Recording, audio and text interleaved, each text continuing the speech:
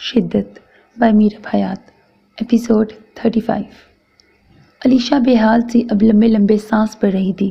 سینے میں دھڑکتا دل اس پل بے چینیوں میں گرا تھا کہ جس سے محبت ہو اس سے نفرت کرنا بھلا کب آسان ہے۔ منصب نے آگے بڑھ کر بہت آہستگی سے اسے تھام لیا۔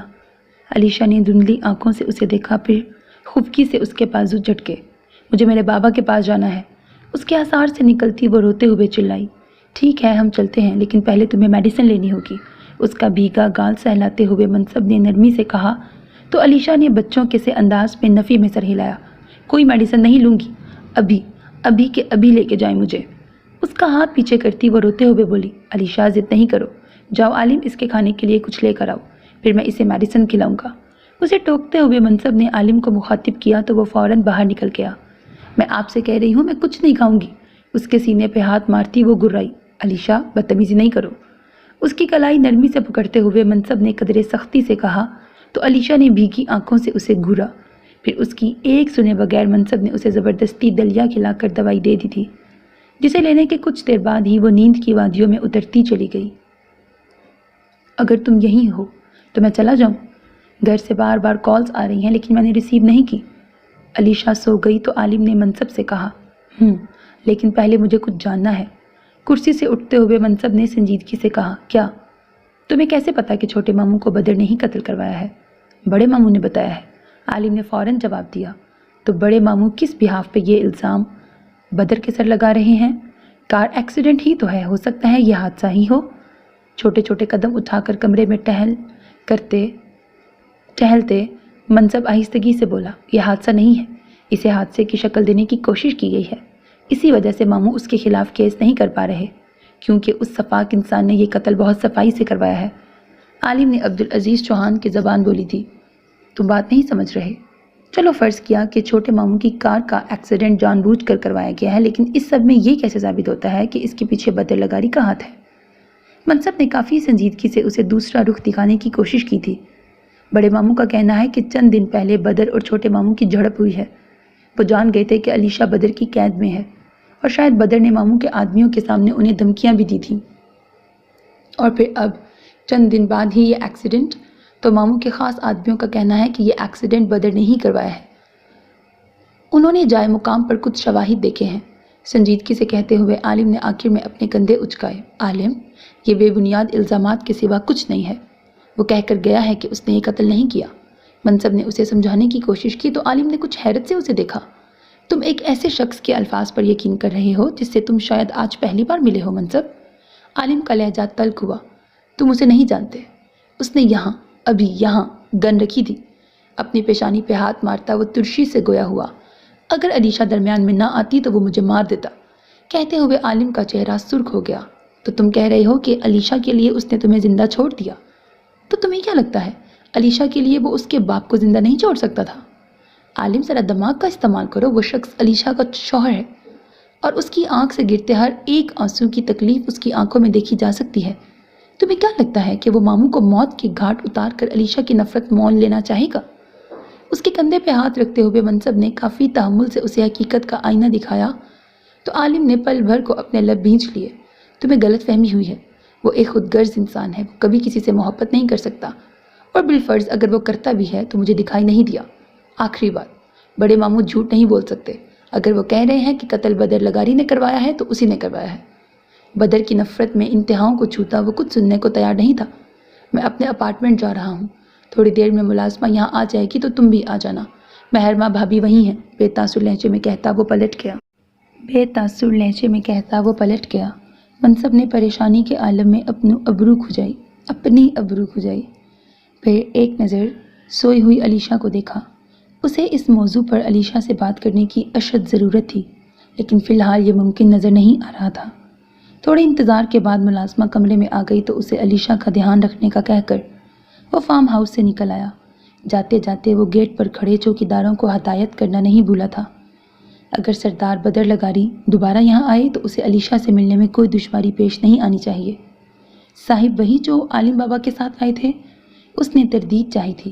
جی ہاں وہی، سنجیدگی سے کہہ کر وہ وہاں سے نکل آیا۔ وہ ایسا کر آیا تھا کیونکہ جانتا تھا کہ بدر لگاری دوبارہ وہاں ضرور آئے گا، ایک بار نہیں بار بار۔ شاید تب تک جب تک وہ علیشہ کو اپنے ساتھ نہ لے جاتا۔ سرمئی آسمان پر شام کی ہوا دھول اڑا رہی تھی۔ مٹیالی روشنی میں اپنی چادر کا پلو سنبھالتی وہ بے دم سی چلتی چلی جا رہی تھی۔ اسے دور جانا تھا، کہیں بہت دور، جہاں کوئی اسے ڈھونڈ نہ سکے۔ ہوا کی بے چینیاں اس کے وجود کو چھو کر گزرتی اسے مزید بے حس کر رہی تھی۔ اس کے لیے یہ راستے انجان ضرور تھے، مگر صورتحال پریشان کن ہرگز نہ تھی۔ وہ اسی شہر میں پلی بڑی تھی، سو خوب جانتی تھی کہ اس کے قدم کس جانب روا دواں ہیں۔ عالم کے فلیٹ سے نکل کر اس نے مین روڈ سے رکشہ لے لیا تھا، لیکن اسے جانا کہاں تھا؟ جب کچھ سمجھ نہ آئی تو وہ ساحل پر چلی آئی۔ ریت اس کے غصے میں دھنستی پیروں کو گرد آلود کر رہی تھی، لیکن اسے پرواہ نہ تھی۔ وہ مسلسل زہرا کے رد عمل کی بابت سوچ رہی تھی۔ کیا وہ اب کبھی زندگی میں دوبارہ اس کا چہرہ دیکھنا گوارا کریں گی؟ کیا عالم اسے بخش دے گا؟ وہ کیا جواب دے گی سب کو؟ اس کے لفظوں نے، اس کے لمس نے برہا کی جان لے لی تھی۔ مہرما کی آنکھوں کی ویرانی بڑھنے لگی۔ کیا پتہ وہ زندہ ہو؟ جانے کیوں ذہن میں سوال آیا تو اس نے بے اختیار اپنے خشک لبوں پر زبان پھیری۔ ڈاکٹر کے آتے ہی وہ عالم کے فلیٹ سے نکل آئی تھی۔ وہ چلی آئی تھی کیونکہ بہر طور وہ اپنے اندر کوئی بری خبر سننے کی سکت نہیں رکھتی تھی۔ چھوٹے چھوٹے قدم اٹھاتی وہ ساحل سمندر سے قریب تر ہوتی چلی جا رہی تھی۔ رفتہ رفتہ پانی کی ٹھنڈی لہریں اس کے پیروں کو چھوتی، جلد سے لگی ریت دھونے لگی۔ مہرما نے مزید آگے جانے کی بجائے اپنے قدم روک لیے۔ ہوا اور سمندری لہریں ایک ساتھ اس سے لپٹنے لگیں تو اس نے چہرہ ذرا سا اونچا کر کے آنکھیں موند لیں۔ یا اللہ، اگر وہ زندہ نہیں ہے تو مجھے بھی موت دے دے، اس نے دل ہی دل میں دعا مانگی تھی۔ رات دھیرے دھیرے ساحل سمندر پر اترنے لگی۔ وہ کسی بے جان مورت کی طرح وہیں کھڑی رہ گئی۔ پوچھا ہے آپ سے ہم کتنے خراب ہیں، جتنا جہاں خراب ہے اتنے خراب ہیں۔ اچھے بھی لوگ میرے قبیلے میں ہیں، مگر میں ان کا سربراہ ہوں جتنے خراب ہیں۔ ٹراؤزر کی پاکٹس میں ہاتھ گھسائے ریت پر ننگے پاؤں چلتا وہ چلا جا رہا تھا۔ سمندر کی بے لگام لہریں کناروں سے سر پٹکتی اس کے مضبوط سرخ سفید پیروں سے لپٹنے کو بے قرار تھیں، لیکن وہ قدرے فاصلے پر چل رہا تھا، سو ساحل سے سر ٹکرا کر لہریں نامراد ناکام لوٹ رہی تھی۔ تھوڑے ہی فاصلے پر اس کے گارڈز بلیک جیپ کے قریب کھڑے تھے، جس کے بونٹ پر اس کے سلیپرز رکھے ہوئے تھے۔ صبح سے اسے مٹھی سے ان گنت کالز آ چکی تھیں، لیکن نہ تو اسے وہاں جانا تھا اور نہ وہ گیا تھا۔ عالم شاہ کے فارم ہاؤس سے واپسی پر وہ سیدھا ساحل سمندر کے قریب اپنے کراچی والے فارم ہاؤس آ گیا تھا، اور پھر رف ٹی شرٹ ٹراؤزر پہن کر یوں ہی باہر نکل آیا تھا۔ علیشہ چوہان کی بابت سوچتا وہ مسلسل مضطرب تھا۔ اب بھلا وہ کیسے اس پاگل لڑکی کو سمجھاتا کہ اس کے باپ کے قتل میں اس کا کوئی ہاتھ نہیں تھا؟ وضاحت دینا تو اس کی ڈکشنری میں کہیں بھی اور کبھی بھی نہیں رہا تھا، لیکن آج اپنی فطرت کے برعکس جا کر اس نے پوری کوشش کی تھی کہ اس جانے جہاں کو سمجھا سکے، لیکن وہ تو جیسے کچھ سننے کو تیار ہی نہیں تھی۔ ہر گزرتے لمحے کے ساتھ بدر کی تڑپ میں اضافہ ہو رہا تھا۔ وہ خود اپنی حالت پر حیران تھا۔ وہ کب ہو گئی تھی اتنی ضروری، اس قدر اہم کہ اس کے بغیر سانس لینے کے لیے اسے یوں کھلی فضا میں آنا پڑا تھا۔ دھڑکنیں تو اس احساس سے ہی نالا تھیں کہ علیشہ چوہان بدر لگاری کی حفاظت میں نہیں ہے۔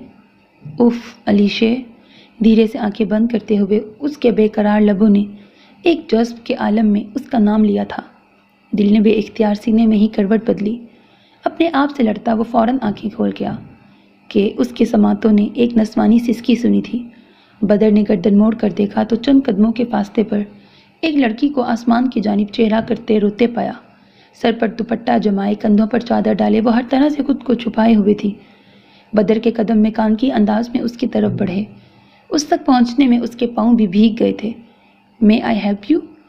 وہ وہاں تک کیوں آیا تھا وہ نہیں جانتا تھا، لیکن بہر طور ہر سو پھیلتی رات کی سیاہی میں اس تنہا لڑکی کی وہاں موجودگی اسے کچھ سمجھ نہیں آئی تھی۔ اجنبی بھاری مردانہ آواز پر مہربا نے آنکھیں کھول کر اس کی طرف دیکھا، پھر ہولے سے نفی میں سر ہلایا۔ No need. آواز بہت مدھم تھی۔ بدر نے کچھ حیرت سے اسے اپنے بھیگے گال صاف کرتے دیکھا۔ ٹھیک ہے، لیکن کیا میں تمہارا نام جان سکتا ہوں چھوٹی لڑکی؟ اب جانے اس نے مہرما کے بونے سے قد پر چوٹ کی تھی یا واقعی وہ اسے چھوٹی لگی تھی۔ مہر منصب شاہ۔ پھر سے وہی تعارف، وہی نام بتایا تھا، لیکن اس بار وہ جھنجھلائی نہیں تھی۔ مہر منصب شاہ، وہ زیر لب بڑبڑایا۔ تو کیا وہ منصب شاہ کی بیوی تھی؟ بدر حقیقتاً حیران ہوا، یا پھر یہ نام محض ایک اتفاق تھا؟ تو مہر منصب شاہ، مجھے سردار بدر لگاری کہتے ہیں اور میں ایک بیرسٹر ہوں۔ میں جاننا چاہتا ہوں کہ تم کیوں رو رہی ہو؟ گھوم کر اس کے سامنے آتے ہوئے بدر نے سنجیدگی سے پوچھا۔ اگر وہ منصب کی بیوی تھی تو وہ اسے یہاں چھوڑ کر ہرگز نہیں جا سکتا تھا۔ آپ کیوں پوچھ رہے ہیں؟ سوں سوں کرتی وہ سر اونچا کر کے بولی۔ کیونکہ میری کوئی بہن نہیں ہے اور تمہیں روتا دیکھ کر مجھے پہلی بار اس کمی کا احساس ہو رہا ہے چھوٹی لڑکی۔ بدر نے قدرے جھک کر اسی انداز میں کہا تو مہرمہ کو مزید رونا آیا۔ میں اپنی بہن کو مرتا ہوا نہیں دیکھنا چاہتی تھی، اسی لیے اسے زندگی اور موت کے درمیان جھولتا چھوڑ کر میں وہاں سے بھاگ گئی ہوں، اس لیے رو رہی ہوں، بھرائی ہوئی آواز میں کہتی مہرمہ نے سر جھکا لیا۔ کہاں؟ ہاسپٹل میں؟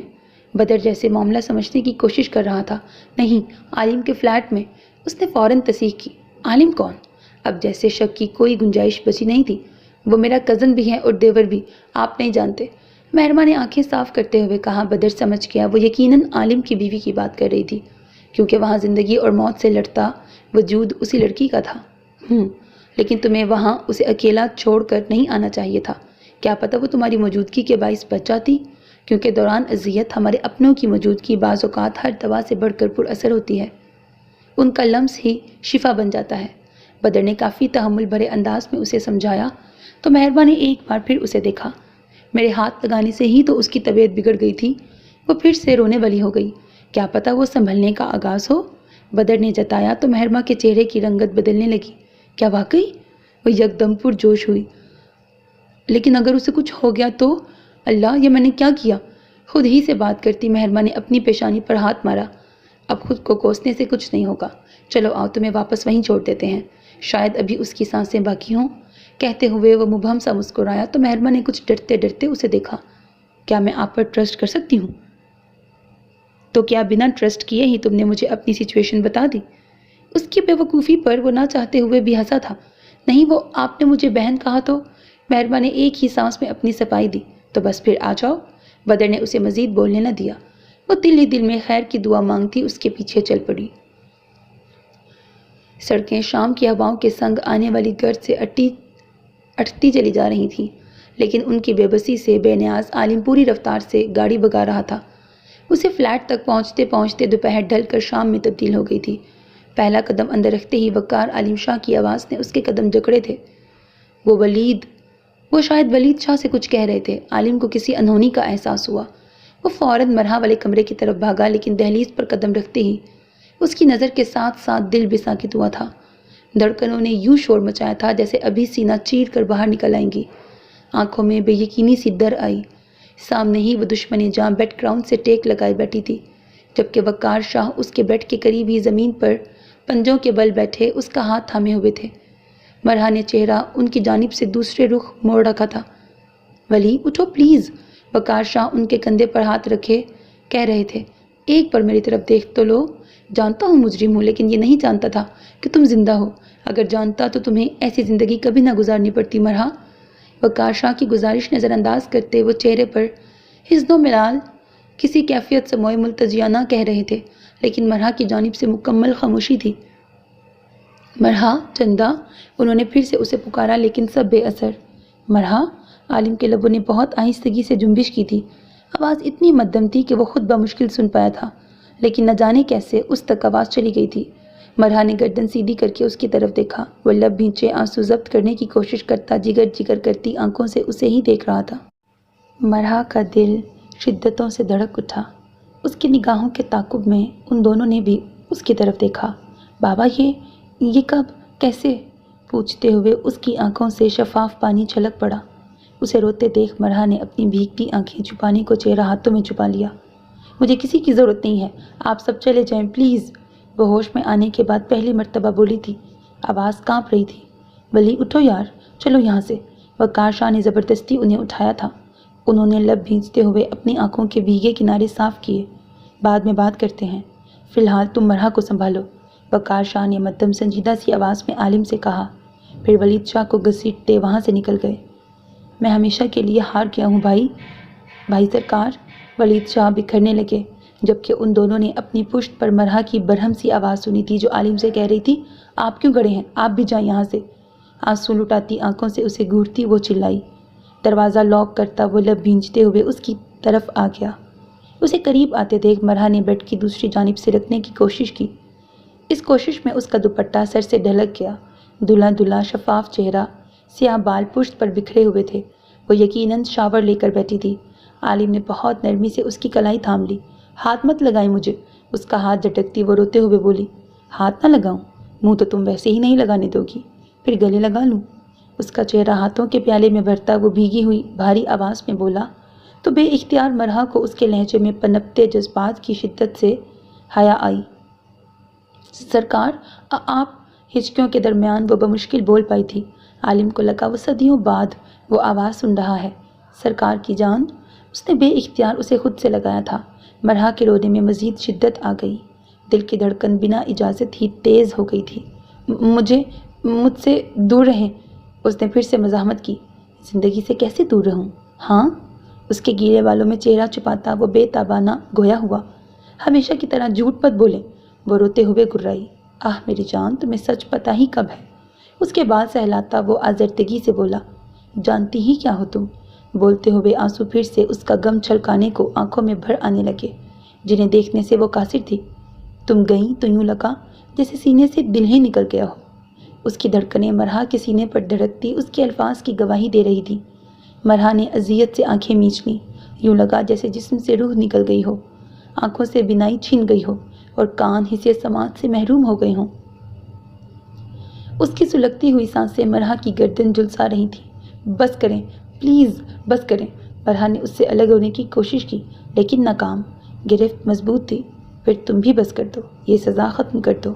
مہربان عالم شاہ نے تم سے محبت نہیں عشق کیا ہے مرحا۔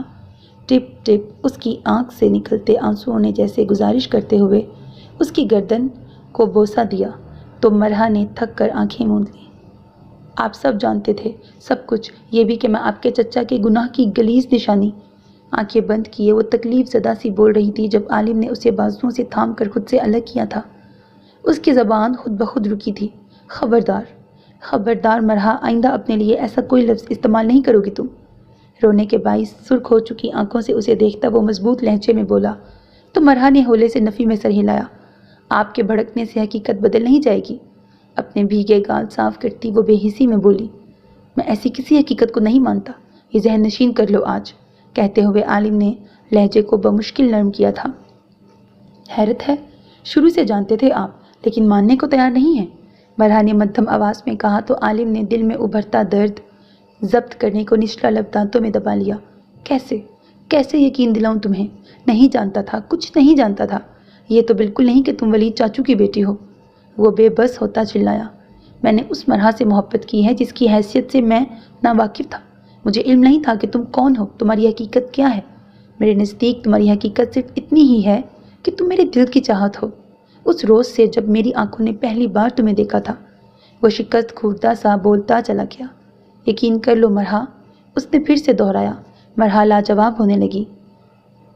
کر لو گی تو مہربان عالم شاہ پھر سے جی اٹھے گا، نہیں کرو گی تو خود کو ختم کر لوں گا، کہہ کر عالم نے اس کے دونوں ہاتھ تھام کر اپنی بھیگی آنکھوں سے لگا لیے۔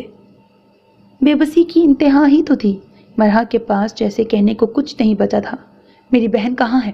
اس نے پوچھا تو عالم نے سر اٹھا کر اسے دیکھا۔ مرحا، میں تم سے کچھ کہہ رہا ہوں۔ اس کے رد عمل پر وہ حیران ہوا۔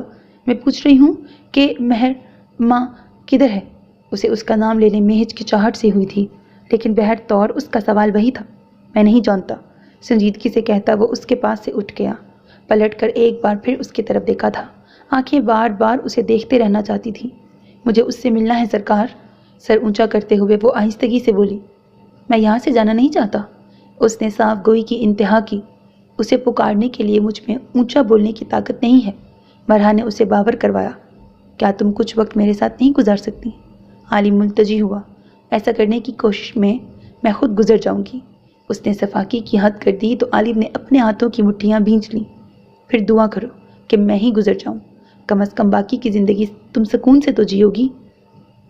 ضبط سے کہتا وہ کمرے سے باہر نکل آیا۔ پیچھے وہ سر جھکاتی پھر سے آنسو بہانے لگی۔ جبکہ کمرے سے باہر نکلتے ہی جو خبر اسے ملی تھی اس نے عالم کو حواس باختہ کر دیا تھا۔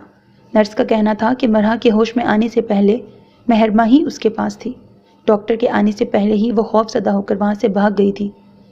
وقار شاہ نے پہلی فرصت میں منصب کو صورتحال سے آگاہ کیا تھا جبکہ ولید شاہ ان کے روکنے کے باوجود مہرما کی تلاش میں وہاں سے جا چکے تھے۔ ہاں عمیر، پتہ چلا کچھ؟ فون کان سے لگائے وہ اس وقت اسی پرانے محلے میں کھڑا تھا جہاں ولید شاہ کبھی رہائش پذیر تھے۔ وہ گھر بھی دیکھ آیا تھا جس کے وہ سیدھا دروازے پر لٹکے مضبوط تالے نے اسے بتا دیا تھا کہ مہرما وہاں نہیں ہے۔ فارم ہاؤس سے واپسی پر ہی اسے وقار عالم شاہ کی کال آئی تھی۔ مہرما کی گمشدگی کی بابت جان کر اسے حقیقتاً اپنا دل رکتا محسوس ہوا تھا۔ وہ ہر راستے پر پاگلوں کسی مانند نظریں دوڑاتا آیا تھا، جیسے وہ وہیں کہیں نظر آ جائے گی، لیکن اس کی نظر ناکام لوٹی تھی۔ یار فی الحال تو کچھ بھی نہیں، لیکن منصب، ایک اور بری خبر ہے یار۔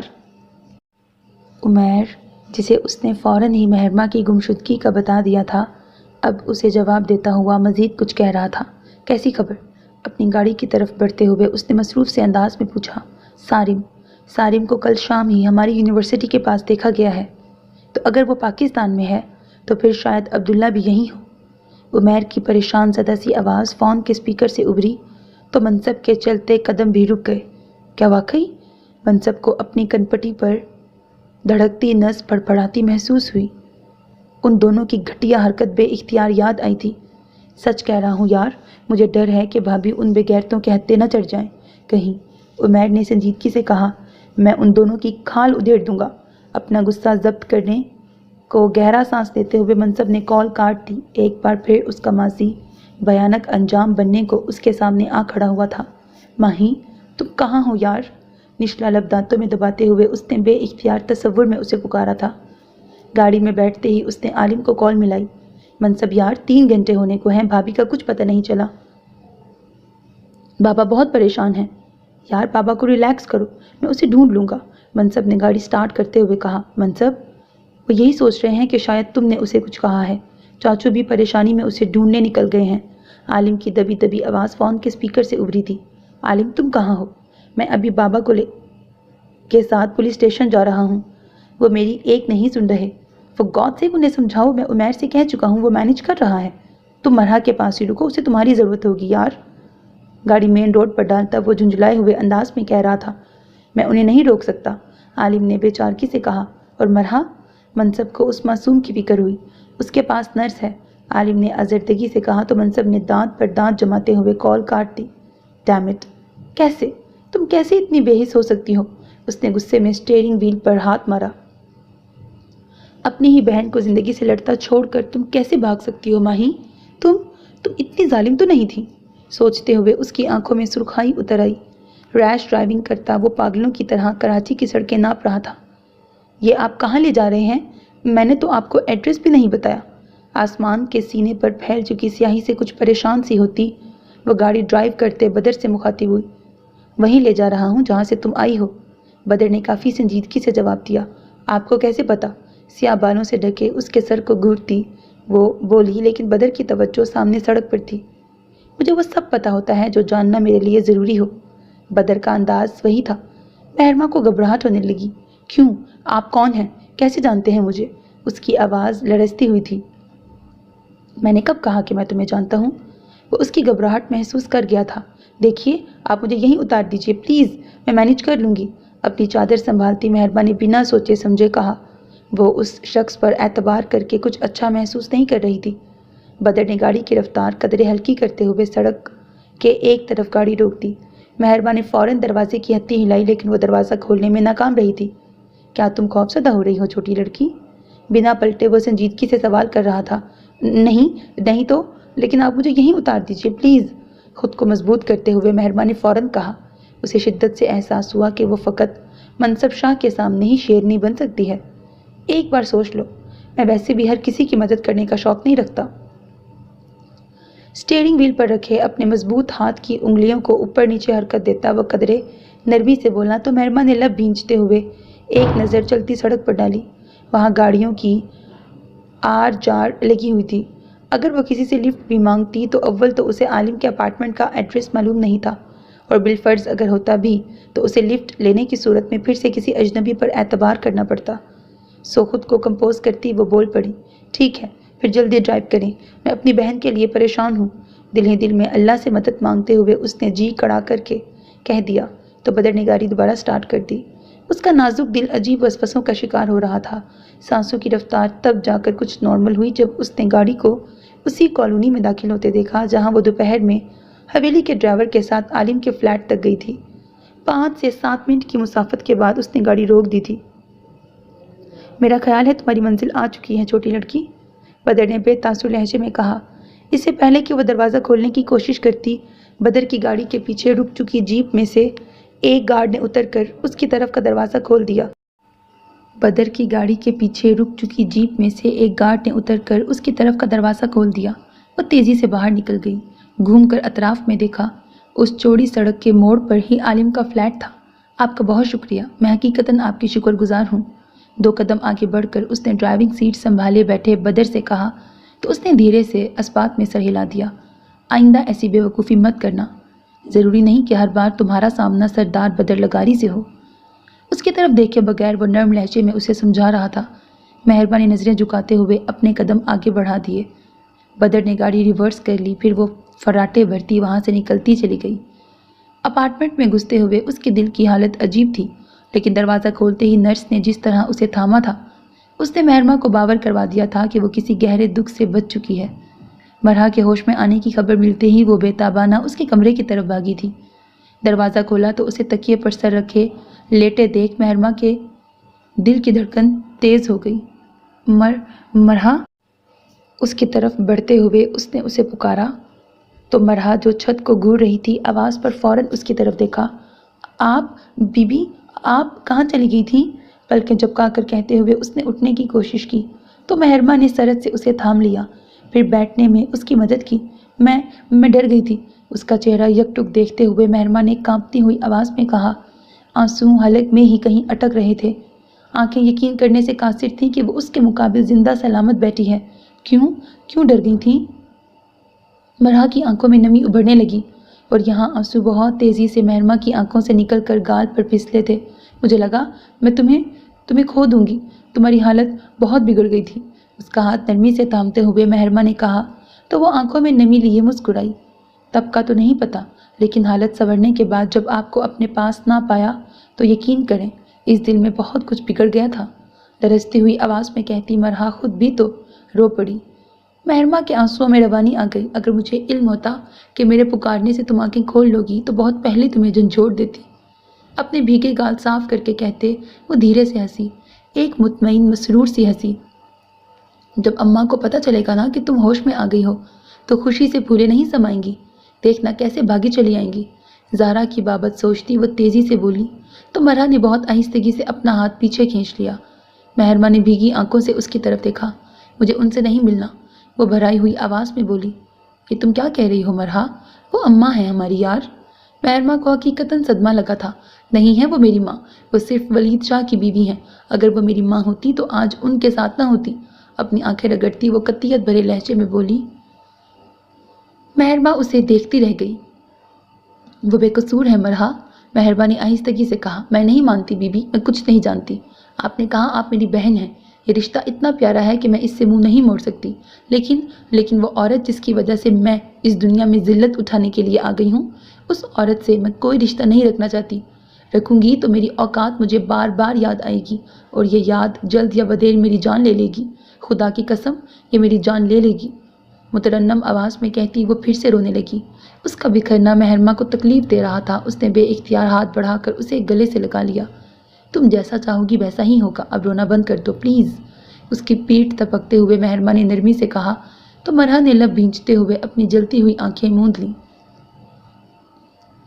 سرخ آنکھوں سے اطراف کا جائزہ لیتا وہ گیلی ریت پر چلتا چلا جا رہا تھا۔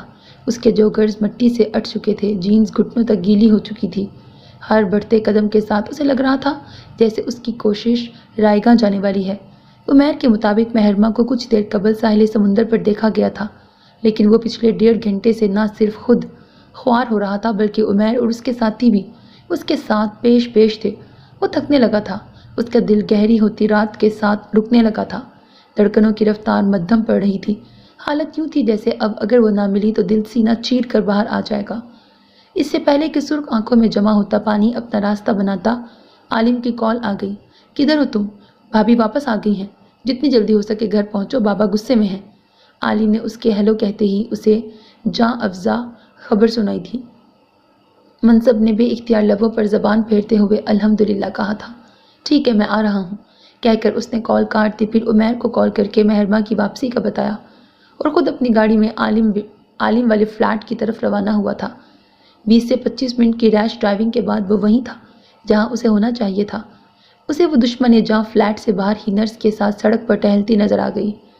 منصب نے گاڑی وہیں روکی اور خود باہر نکل کر تیزی سے اس کی طرف بڑھا۔ نس نس میں غصہ آگ بن کر دوڑ رہا تھا۔ وہ لڑکی اپنی ضد اور بے وقوفیوں کے باعث وقت سے پہلے اسے موت کے گھاٹ اتارنا چاہتی تھی۔ مہرماں کی اس کی جانب پشت تھی۔ جب تک وہ اس تک پہنچا، نرس اسے اپنے ساتھ آنے کا کہہ کر فلیٹ کی طرف بڑھ گئی۔ مہرماں نے بھی اندر کی طرف قدم بڑھائے تھے، لیکن منصب نے سرعت سے اس کی کلائی تھام کر اسے اپنی جانب کھینچ دیا۔ اس اچانک افتاد پر اس کا دل اچھل کر حلق میں آ گیا۔ لیکن آج وہ پرواہ کب کر رہا تھا؟ کہاں گئی تھی تم؟ بولو، تمہیں پاگل لگتا ہوں میں؟ بے وقوف ہوں؟ کیا لگتا کیا ہے تمہیں ماہی؟ اسے جھنجھوڑتا وہ سلگتے ہوئے لہجے میں بولا۔ کیا مطلب؟ پلکیں جھپکاتے ہوئے مہرباں نے ناسمجھی سے پوچھا۔ بولی مت بنو ماہی، کیوں گئی تھی تم؟ کیوں نکلی تم گھر سے؟ شرم نہیں آئی تمہیں؟ اس نے ایک جھٹکے سے اس کا بازو چھوڑا۔ مہرباں نے بے اختیار قدم پیچھے بڑھائے۔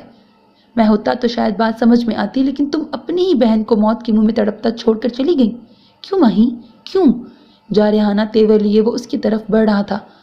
وہ فلیٹ سے 10 گز دور باؤنڈری وال سے جا لگی۔ منصب کا یہ روپ اس کے لیے انوکھا نہیں تھا، لیکن اس کے لیے منصب کا یہ رویہ مہرماں کے لیے انوکھا ضرور تھا۔ منصب، میں، اس کی آواز لڑکھڑا گئی۔ تمہیں اندازہ ہے کہ تمہارے ساتھ کیا ہو سکتا تھا؟ ایک بار بھی سوچا تم نے کہ اگر تمہیں کچھ ہو گیا تو کیا ہوگا؟ کیا خیال آیا تمہیں کہ اگر تمہاری جان یا آبرو پر کوئی آنچ آ جاتی تو یہاں کس کس کا سینہ پھٹ جاتا؟ غصے سے بولتے ہوئے اس نے اس کے چہرے کے قریب دیوار پر زور سے ہاتھ مارا تھا۔ بولو ماہی، جواب دو۔ ایک بار پھر ہاتھ مارا تھا۔ اس کے بازو پر ہوئی سفید پٹی سرخ ہونے لگی۔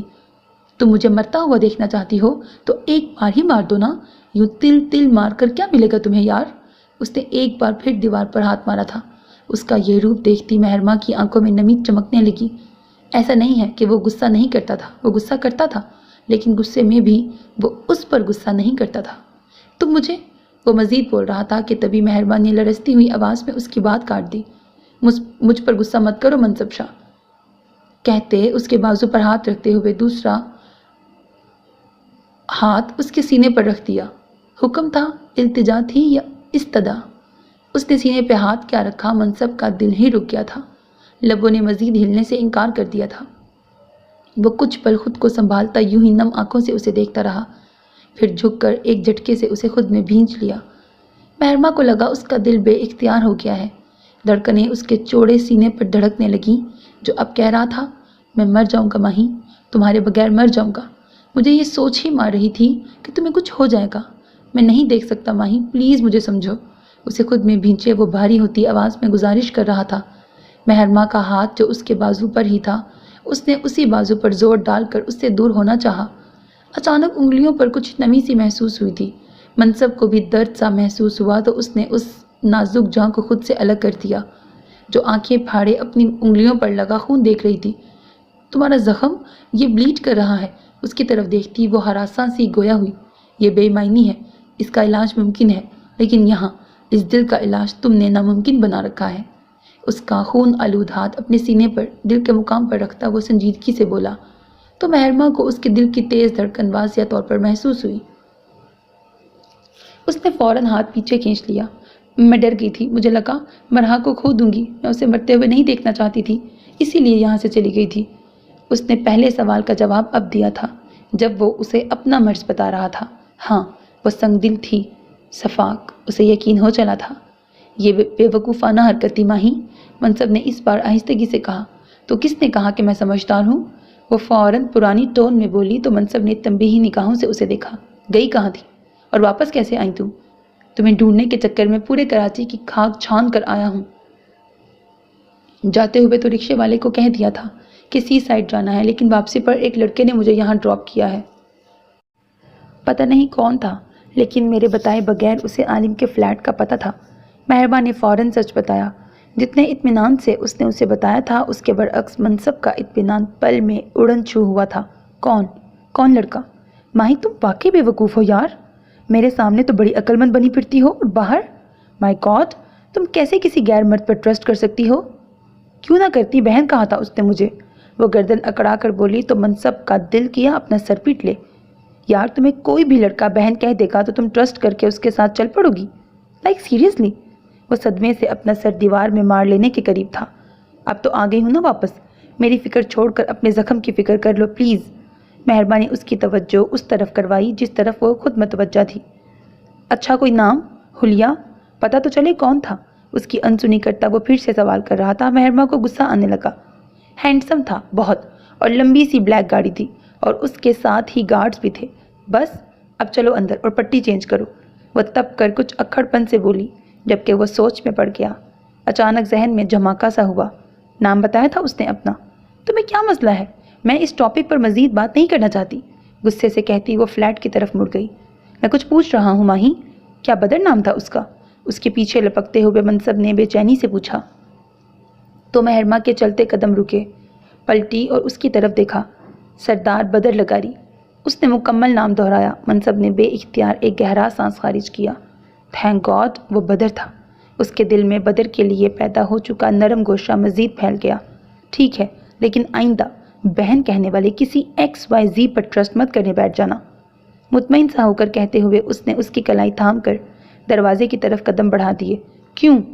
وہ خامخواہ ہی پوچھ بیٹھی۔ کیونکہ ہر مرد بدر لگاری نہیں ہوتا، سنجیدگی سے کہہ کر اس نے دروازہ کھول دیا۔ مہرما اسے دیکھتی رہ گئی، جانے کون تھا وہ شخص جس کی تعریف منصب شاہ کر رہا تھا۔ وہ چپ چاپ اس کے پیچھے چلی آئی جہاں لاؤنج میں ولید شاہ براجمان تھے۔ انہیں دیکھ کر اسے اچانک یاد آیا کہ وہ باہر کیوں گئی تھی۔ لب بھینچتی وہ انہیں نظر انداز کرتی وہاں سے گزر گئی۔ اتنے خوش بخت حقیقت میں کہاں ہیں ہم، جتنے تصویر میں خوش باش نظر آتے ہیں۔ لبوں کو آپس میں پیوست کیے وہ سیاہ آنکھوں کو سیاہ تار کول پر مرکوز کیے ہوئے گاڑی ڈرائیو کر رہا تھا۔ الٹے ہاتھ سے اسٹیئرنگ وہیل سنبھالے وہ سیدھے میں سگریٹ سلگائے بیٹھا تھا، جس کے سنگ سنگ وہ خود بھی سلگ رہا تھا۔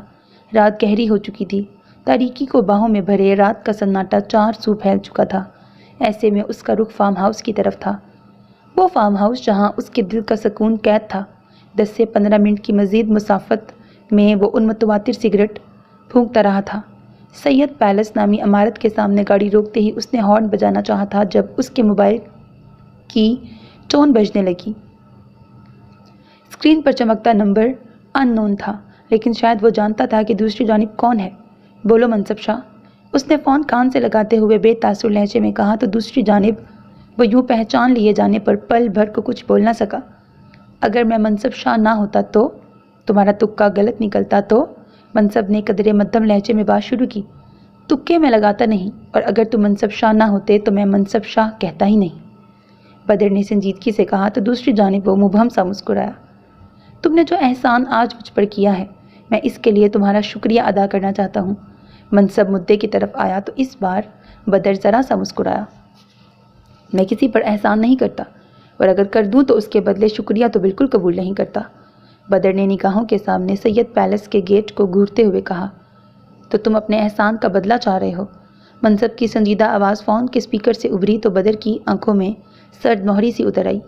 جان کر اچھا لگا کہ تم اپنے بھائی کے برعکس سمجھدار ہو، بدر نے ٹھنڈے ٹھار لہجے میں کہا تو دوسری جانب منصب کو یقین ہو گیا کہ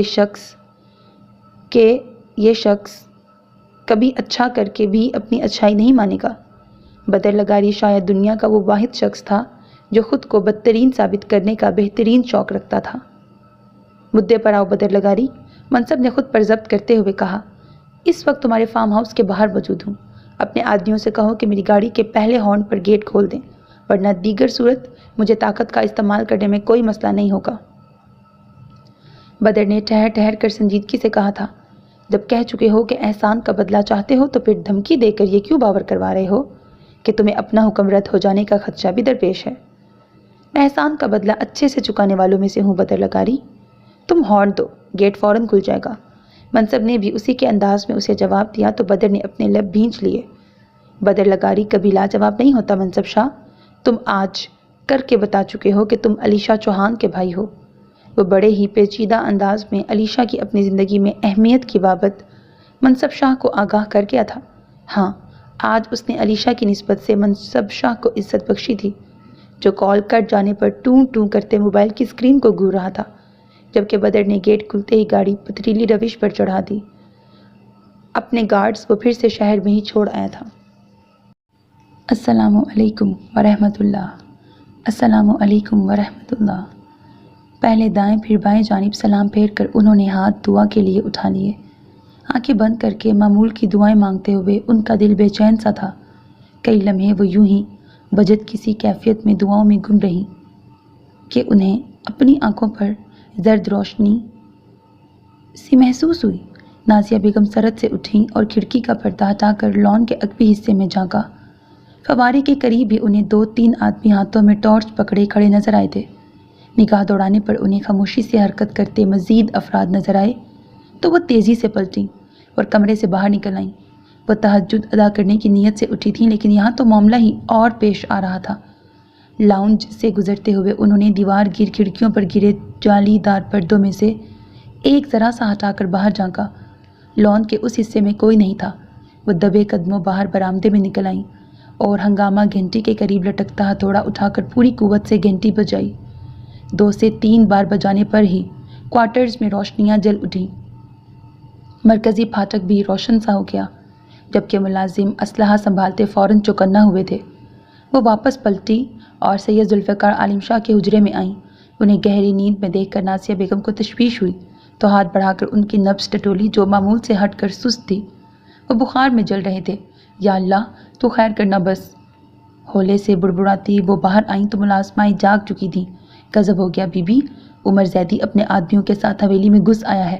بالی نے انہیں اطلاع دی تو اپنا بدترین شک حقیقت میں بدلتے دیکھ نازیہ بیگم نے اپنے لب بھینچ لیے۔ رات کے اس پہر عمر زیدی کی یہاں موجودگی کا مقصد وہ خوب سمجھتی تھیں۔ رحمت سے کہو پردے کا انتظام کرے، اس مردود سے میں خود بات کروں گی۔ چادر کا پلو مٹھی میں دبوچتے ہوئے وہ مضبوط لہجے میں بولیں تو بالی فوراً باہر کو بھاگی۔ پھر کچھ ہی دیر میں باہر لان میں ان کے لیے لکڑی کا جالی دار وسیع دیوار کھڑی کر دی گئی تھی، جس کی دوسری طرف وہ اپنے آدمیوں کے ساتھ کھڑا ہوا تھا۔ تمہاری ہمت کیسے ہوئی زیدی؟ ایسی کیا ضرورت آن پڑی تھی جو تم آدھی رات کو سیدوں کی حویلی میں یوں چوروں کی طرح گھسے چلے آئے ہو؟ جانتے بوجھتے بھی انہوں نے چنگھاڑتی ہوئی آواز میں اسے مخاطب کیا تھا۔ وہ یوں رنگے ہاتھوں پکڑے جانے پر پریشان ہو چکا تھا، لیکن بہرطور اسے اپنا بھرم تو رکھنا ہی تھا۔ مجھے اس جرأت کے مظاہرے پر سیدوں کے وارث نے مجبور کیا ہے۔ وہ مجھے زخمی کر کے میرے اکلوتے بیٹے کو قید کر لایا ہے۔ پشت پر ہاتھ باندھتے ہوئے وہ قدرے اعتماد سے بولا تو نازیہ بیگم کے لبوں پر ایک طنزیہ مسکراہٹ در آئی۔ میرا بیٹا شیروں کی طرح دن دہاڑے تمہارے سامنے تمہارے بیٹے کو لے آیا۔ اگر تم میں جرأت ہوتی تو اسے تبھی روک لیتے۔ تم میں بزدلی ہے زیدی، تبھی گیدڑوں کی طرح رات میں یہاں چلے آئے ہو، وہ بھی تب جب میرا شیر یہاں نہیں ہے۔ انہوں نے صاف کورے لہجے میں اس کی عزت کو تار تار کر دیا تھا، جس پر سیدوں کے مسلح آدمی بندوقیں تانے کھڑے تھے۔ آپ حد کر رہی ہیں بی بی، وہ پھنکارا۔ یہ تمہیں اپنی حدود توڑنے سے پہلے سوچنا چاہیے تھا۔ اب اپنے گستاخ آدمیوں کو لو اور فوراً یہاں سے نکل جاؤ، ورنہ میرے ایک اشارے پر تم سمیت یہ سب یہیں ڈھیر ہو جائیں گے۔ وہ مضبوط لہجے میں چلائیں تو عمر زیدی بھی پیچو تاپ کھا کر رہ گیا۔ میرے بیٹے کو یرغمال بنانا بہت مہنگا پڑے گا اس حویلی اور حویلی کی سرکاروں کو۔ میں بہت جلد مجلس بلاؤں گا، پھر فیصلہ وہیں ہوگا۔ وہ ہاتھ کی مٹھی بناتا دھمکی دینا نہیں بھولا تھا۔ ضرور، لیکن اتنا ذہن نشین کر لو کہ فیصلہ صرف تمہارے بیٹے کے ہی نہیں تمہارے بھی خلاف ہوگا، کیونکہ تمہارا اس حویلی میں چوروں کی طرح گھسنا ہرگز نظر انداز نہیں کیا جائے گا۔ دیواروں کی جھری میں سے نظر آتے اس کے منحوس چہرے پر ایک سخت نگاہ ڈالتی وہ وہاں سے پلٹ گئیں۔ عمر زیدی کو اپنی شکست پر چپ چاپ واپس جانا پڑا تھا۔ رحمت سے کہو تہہ خانے کے گیٹ پہرا سخت کر دے۔ جب تک منصب واپس نہیں آ جاتا وہ لڑکا اس حویلی کی حدود سے باہر نہیں جانا چاہیے بالی۔ بابا سرکار کے حجرے کی طرف بڑھتے ہوئے انہوں نے اونچی آواز میں کہا تو وہ جو حکم بی بی کہتی پلٹ گئی۔ اور دلشاد تم ڈاکٹر کو فون لگاؤ، اس سے کہو کہ آ کر بابا سرکار کا معائنہ کر دے۔ انہوں نے دوسری ملازمہ کو حکم دیا اور خود ان کے حجرے میں آ گئیں۔ اللہ ہمیں آپ کے سائے سے کبھی محروم نہ کرے ماموں سرکار۔ تشویش زدہ نظروں سے ان کا نحیف وجود دیکھتی وہ آہستگی سے بولی، پھر پلٹ کر موجودہ صورتحال کی بابت سوچنے لگی۔ کہیں نہ کہیں انہیں شک تھا کہ عمر زیدی ہوش میں آتے ہی ہنگامہ کرے گا، اور اب ایسا ہی ہوا تھا۔ 2 دن سے اس کی جانب سے آتی خاموشی کی وجہ اس کا زخمی ہونا تھا۔ ہاں وہ زخمی ہوا تھا کیونکہ منصب شاہ کو زخمی کر کے خود صحیح سلامت رہنا ناممکنات میں سے ہی تو تھا۔ آج کیوں پرواہ نہیں اپنے اسیروں کی تجھے، کل تلک تیرا بھی دل مہر و وفا کا باب تھا۔ کمرے میں نیم تاریکی کا راج تھا۔ اے سی کی ٹھنڈک نے فضا میں خنکی سی بھرتی تھی۔ دور کہیں مرغا بانگ دینا شروع ہو چکا تھا۔ ایسے میں اس کا نازک وجود کمفرٹر تلے چھپا ہوا تھا، جبکہ نظر آتا آدھا چہرہ اس کے پہلو میں براجمان بدر لگاری کی نگاہوں کو وقفے سے بے لگام کر رہا تھا۔ بیک گراؤنڈ سے ٹیک لگائے بیٹھا وہ ایک ہاتھ سے اس کا سر سہلا رہا تھا، جبکہ دوسرے سے وہ موبائل پر مصروف تھا کہ فراغت شاید اس کے مقدر میں تھی ہی نہیں۔ اپنے تمام تر میٹنگز کو ملتوی کرنے کے علاوہ اس نے چند مقدمات کے لیے انکار بھی کر دیا تھا کہ فی الحال جو مقدمہ محبت کی عدالت میں چل رہا تھا اس میں دل ہارتا ہوا نظر آ رہا تھا، اور ہار بھلا اسے کہاں گوارا تھی۔ موبائل آف کر کے اس نے سائٹ پر رکھا اور خود مکمل طور پر اس کی طرف متوجہ ہو گیا، جو ہنوز گہری نیند میں تھی۔ یہ کس موڑ پر لے آئی ہو تم مجھے علیشے؟ اس کے چاند چہرے پر تکتے تل کو شہادت کی انگلی سے چھوتا وہ آہستگی سے بولا، شروعات تو تمہیں نے کی تھی۔ کوئی اس کے کان کے قریب دھیرے سے ہنستے ہوئے بولا تو بدر نے گردن موڑ کر اس کی جانب دیکھا۔ شمس کا چہرہ اس کے سامنے تھا۔ بدر نے اسے گھورا۔ مجھے نہیں پتا تھا کہ اس شروعات کا اختتام اس کے باپ کی موت ہوگا، وہ مدھم آواز میں بولا تو مقابل دھیرے سے مسکرایا۔ کسے تسلی دے رہے ہو، مجھے یا خود کو؟ اس نے جیسے بدر کا مذاق اڑایا تھا۔ بکواس بند، بدر گرایا۔ بند ہو جانے سے کیا حقیقت بدل جائے گی؟ کیا وہ تم ہی نہیں تھے جس نے عبدالعزیز چوہان تک وہ خبر پہنچائی تھی؟ آہستہ بولو، بدر نے دانت بھینچ کر کہا۔ بدلے میں وہ پھر سے ہنسا۔ تم اچھے سے جانتے ہو کہ میرا شور صرف تمہیں ہی جگا سکتا ہے۔ وہ ہنوز ہنس رہا تھا۔ تمہارے ساتھ مسئلہ کیا ہے؟ کیوں بار بار میرے سامنے آ جاتے ہو؟ اسے دیکھتے ہوئے بدر گرایا جو اب لاپرواہی سے کمرے میں چکر کاٹ رہا تھا۔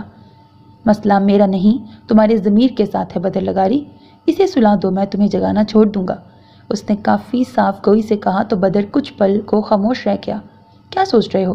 فکر نہیں کرو، یہ جو باضمیر لوگ ہوتے ہیں ان بیچاروں کا سب سے بڑا مسئلہ ہی یہی ہوتا ہے کہ ان کا ضمیر کسی ریمائنڈر کی طرح ہر برا عمل کرنے پر انہیں اس کے انجام کی بابت آگاہ کرنے چلا آتا ہے۔ یقین کرو میں بھی یہی کرنے آتا ہوں۔ ایک دم اس کے قریب آتے ہوئے شمس مسکراتے لہجے میں بولا تو بدر نے ہاتھوں کی مٹھیاں بھینچ لیں۔ میں نے کچھ برا نہیں کیا، وہ بڑبڑایا۔ اب کم از کم مجھ سے تو مت چھپاؤ۔ میں اچھے سے جانتا ہوں کہ تمہاری بیوی تمہاری ہی لگائی گئی آگ کی وجہ سے یتیم ہوئی ہے، لیکن افسوس کہ اس آگ نے تمہیں بھی اپنی لپیٹ میں لے لیا ہے۔ وہ کافی ہمدردانہ لہجے میں سرگوشی کر رہا تھا۔ بدر کی آنکھوں میں سرخائی اترنے لگی۔ تم کیوں نہیں سمجھتے؟ قتل میں نے نہیں کیا، بدر نے دانت پیستے ہوئے کہا، لیکن وجہ تو تم ہی ہو۔ نہیں، اس کا ذمہ دار وہ خود ہے۔ میں کسی کو اس بات کی اجازت نہیں دوں گا کہ وہ علیشہ کو مجھ سے دور کرے، پھر چاہے وہ میرا باپ ہو یا پھر اس کا باپ۔ شمس کی سنہری آنکھوں میں جھانکتے ہوئے بدر نے سپاکی سے کہا۔ تو شمس نے لب بھینچتے ہوئے متاسفانہ انداز میں نفی میں سر ہلایا۔ تو پھر اب کرو اس کی نفرت برداشت، تم نفرت ہی کے مستحق ہو، شمس نے سرد مہری سے کہا تو بدر کے سینے میں دھڑکتا دل عجیب سے انداز میں ڈوبا۔ میں اسے سچ بتا دوں گا، بدر نے بے تاثر لہجے میں کہا تو مقابل دھیرے سے مسکرایا۔ پھر جان لو کہ یہ تمہارے لیے زندگی کا سب سے مشکل مرحلہ ہوگا، کہہ کر وہ پلٹ گیا۔ بدر لگاری مشکلات سے خوفزدہ ہونے والوں میں سے نہیں ہے۔ بدر اپنا ضبط کھو کر چلایا۔ علیشہ کس مسائی تھی، لیکن بدر لگاری علیشہ چوہان کی جدائی سے ضرور خوفزدہ ہے، اور یہ خوف میں تمہارے دل کی دھڑکنوں کی آواز میں واضح طور پر محسوس کر سکتا ہوں۔ وہ اسے جتانا نہیں بھولا تھا، ہرگز نہیں۔ وہ پھنکارا تو شمس کہا لگا کر ہنسا۔ بابا بابا، کمفرٹر مٹھیوں میں جکڑتی وہ نیند میں ہی بڑبڑانے لگی تو اس کی آواز سن کر بدر نے اس کی طرف دیکھا۔ میں نے تمہارے باپ کو نہیں مارا علیشے، اس نے علیشہ سے زیادہ خود کو یقین دلایا تھا۔ کمرے میں مکمل خاموشی کا راج تھا۔ بدر نے پلٹ کر کمرے میں نظر دوڑائی۔ وہاں کہیں کوئی شمس نہیں تھا، ہوتا بھی کیسے، وہ تو اس کے اندر تھا نا۔ بدر نے لب بھینچتے ہوئے اپنے گھنے بالوں میں انگلیاں پھنسا لیں۔ دور کہیں مؤذن نے فجر کی اذان دی تو علیشہ پر ایک ضبط بری نگاہ ڈال کر وہ اس کے پاس سے اٹھ گیا۔ وہ پھر سے گہری نیند میں جا چکی تھی۔ آسمان پر چھائی سیاہی طلوع آفتاب کی سنہری کرنوں کے سنگ چھٹتی چلی جا رہی تھی۔ جہاں پرندے اپنے آشیانوں پر خوشنما اثرات چھوڑے اب رزق کی تلاش میں سرگرداں تھے، وہیں وہ ہر طرح کی پریشانی اور فکر سے بے بہرا گہری نیند میں گم تھا۔ ایک بازو میں تکیہ بھینچے جبکہ دوسرے کو کشن پر رکھے وہ پیٹ کے بل بغیر شرٹ پہنے لیٹا ہوا تھا۔ چہرے کا رخ اس کی جانب تھا، جس کی آنکھ کمرے میں جھانکتی سورج کی پہلی کرن کے شرارتوں سے ہی کھل گئی تھی۔ اپنے گال کے نیچے ہاتھ رکھ کر وہ بنا پلکیں جھپکائے اسے دیکھنے لگی۔ جو نیند کی وادیوں میں اترا اس پل معصوم لگ رہا تھا۔ پیشانی پر بکھرے بال بھووں سے نیچے آنکھوں کو ڈھانپتے ناک تک آ رہے تھے۔ مہرماں کو احساس ہوا کہ اس کے بال پھر سے بڑھ رہے ہیں۔ چہرے پر تازہ شیو کی نیلاہٹیں تھیں۔ ایک دوسرا احساس جس نے آج اسے جکڑا تھا وہ اس شخص کی شیو نہ ہونا تھا۔ وہ زیادہ تر کلین شیو میں ہی رہا کرتا تھا۔ اسے یاد آیا کہ کل رات تک اس کے چہرے پر ہلکے ہلکے بال موجود تھے۔ وہ ایک جھٹکے سے اٹھ کر بیٹھی، اطراف میں نظر دوڑائی۔ اسے صوفے پر ہی طے شدہ جائے نماز رکھی نظر آ گئی۔ یقیناً اس نے یہ کام فجر کی نماز ادا کرنے کے بعد کیا ہوگا۔ وہ یہی سوچ سکی تھی۔ اپنا دوپٹہ سنبھالتی وہ بیڈ سے اتری اور گھوم کر اس کی دوسری جانب آ گئی۔ اس کا زخمی ہاتھ اسی طرف تھا۔ مہرماں نے ہاتھ بڑھا کر اس کے کسرتی بازو پر ہوئی سفید پٹی کو چھوا۔ اس زخم والی جگہ سے قدرے سرخ تھی۔ گزشتہ رات اس کی یہ پٹی مہرماں کو ہی تبدیل کرنی پڑی تھی۔ گہرا سانس لیتی وہ سیدھی ہوئی اور واش روم میں گھس گئی۔ جب واپس آئی تو وہ اسی زاویے سے لیٹا ہوا تھا۔ دوپٹہ سر پر لے کر وہ کمرے سے باہر نکل آئی۔ سامنے ہی لاؤنج میں صوفے پر زہرا ٹیک لگائے آنکھیں موندے بیٹھی تھی۔ ہاتھ پر لپٹی تسبیح کے دانے اس کی شہادت کی انگلی کی حرکت کے باعث ایک دوسرے پر گرتے چلے جا رہے تھے۔ وہ آہستگی سے چلتی ان کے قریب آ گئی۔ آہٹ پا کر انہوں نے آنکھیں کھول لیں۔ وہ اسے دیکھ کر ہولے سے مسکرائیں۔ اٹھ گئی تم؟ طبیعت کیسی ہے اب تمہاری؟ اس کی طرف ہاتھ بڑھاتی وہ نرمی سے بولی تو مہرماں اپنا ہاتھ ان کے ہاتھ میں دیتے ہوئے ان کے پاس ہی ٹک گئی۔ میں ٹھیک ہوں، آپ بتائیں صبح کی چائے پی لی آپ نے یا میں بنا دوں؟ ان کے ملیح چہرے کو دیکھتی وہ محبت سے بولی تو انہوں نے نفی میں سر ہلایا۔ ابھی تک تو نہیں، اگر تم بنا دو تو یہ مہربانی ہوگی، انہوں نے آہستگی سے کہا تو مہرباں نے کچھ حیرت سے انہیں دیکھا۔ اب یوں گیریت مت برتیں اماں، وہ مصنوعی خفگی سے کہتی ان کے پاس سے اٹھ گئی۔ تمہارے ماموں اور ابھی جی واک کے لیے قریبی پارک تک گئے ہیں، ان کے لیے بھی بنا دو چندہ، انہوں نے پیچھے سے آواز لگائی تو ولید شاہ کی بابت سن کر اس نے پل بھر کو اپنے لب بھینچ لیے۔ وہ کچن میں چلی آئی۔ کیبنٹس کھنگالنے پر بھی اسے مطلوبہ چیزیں نہ ملی تو اس نے پریشانی کے عالم میں سر پر ہاتھ مارا۔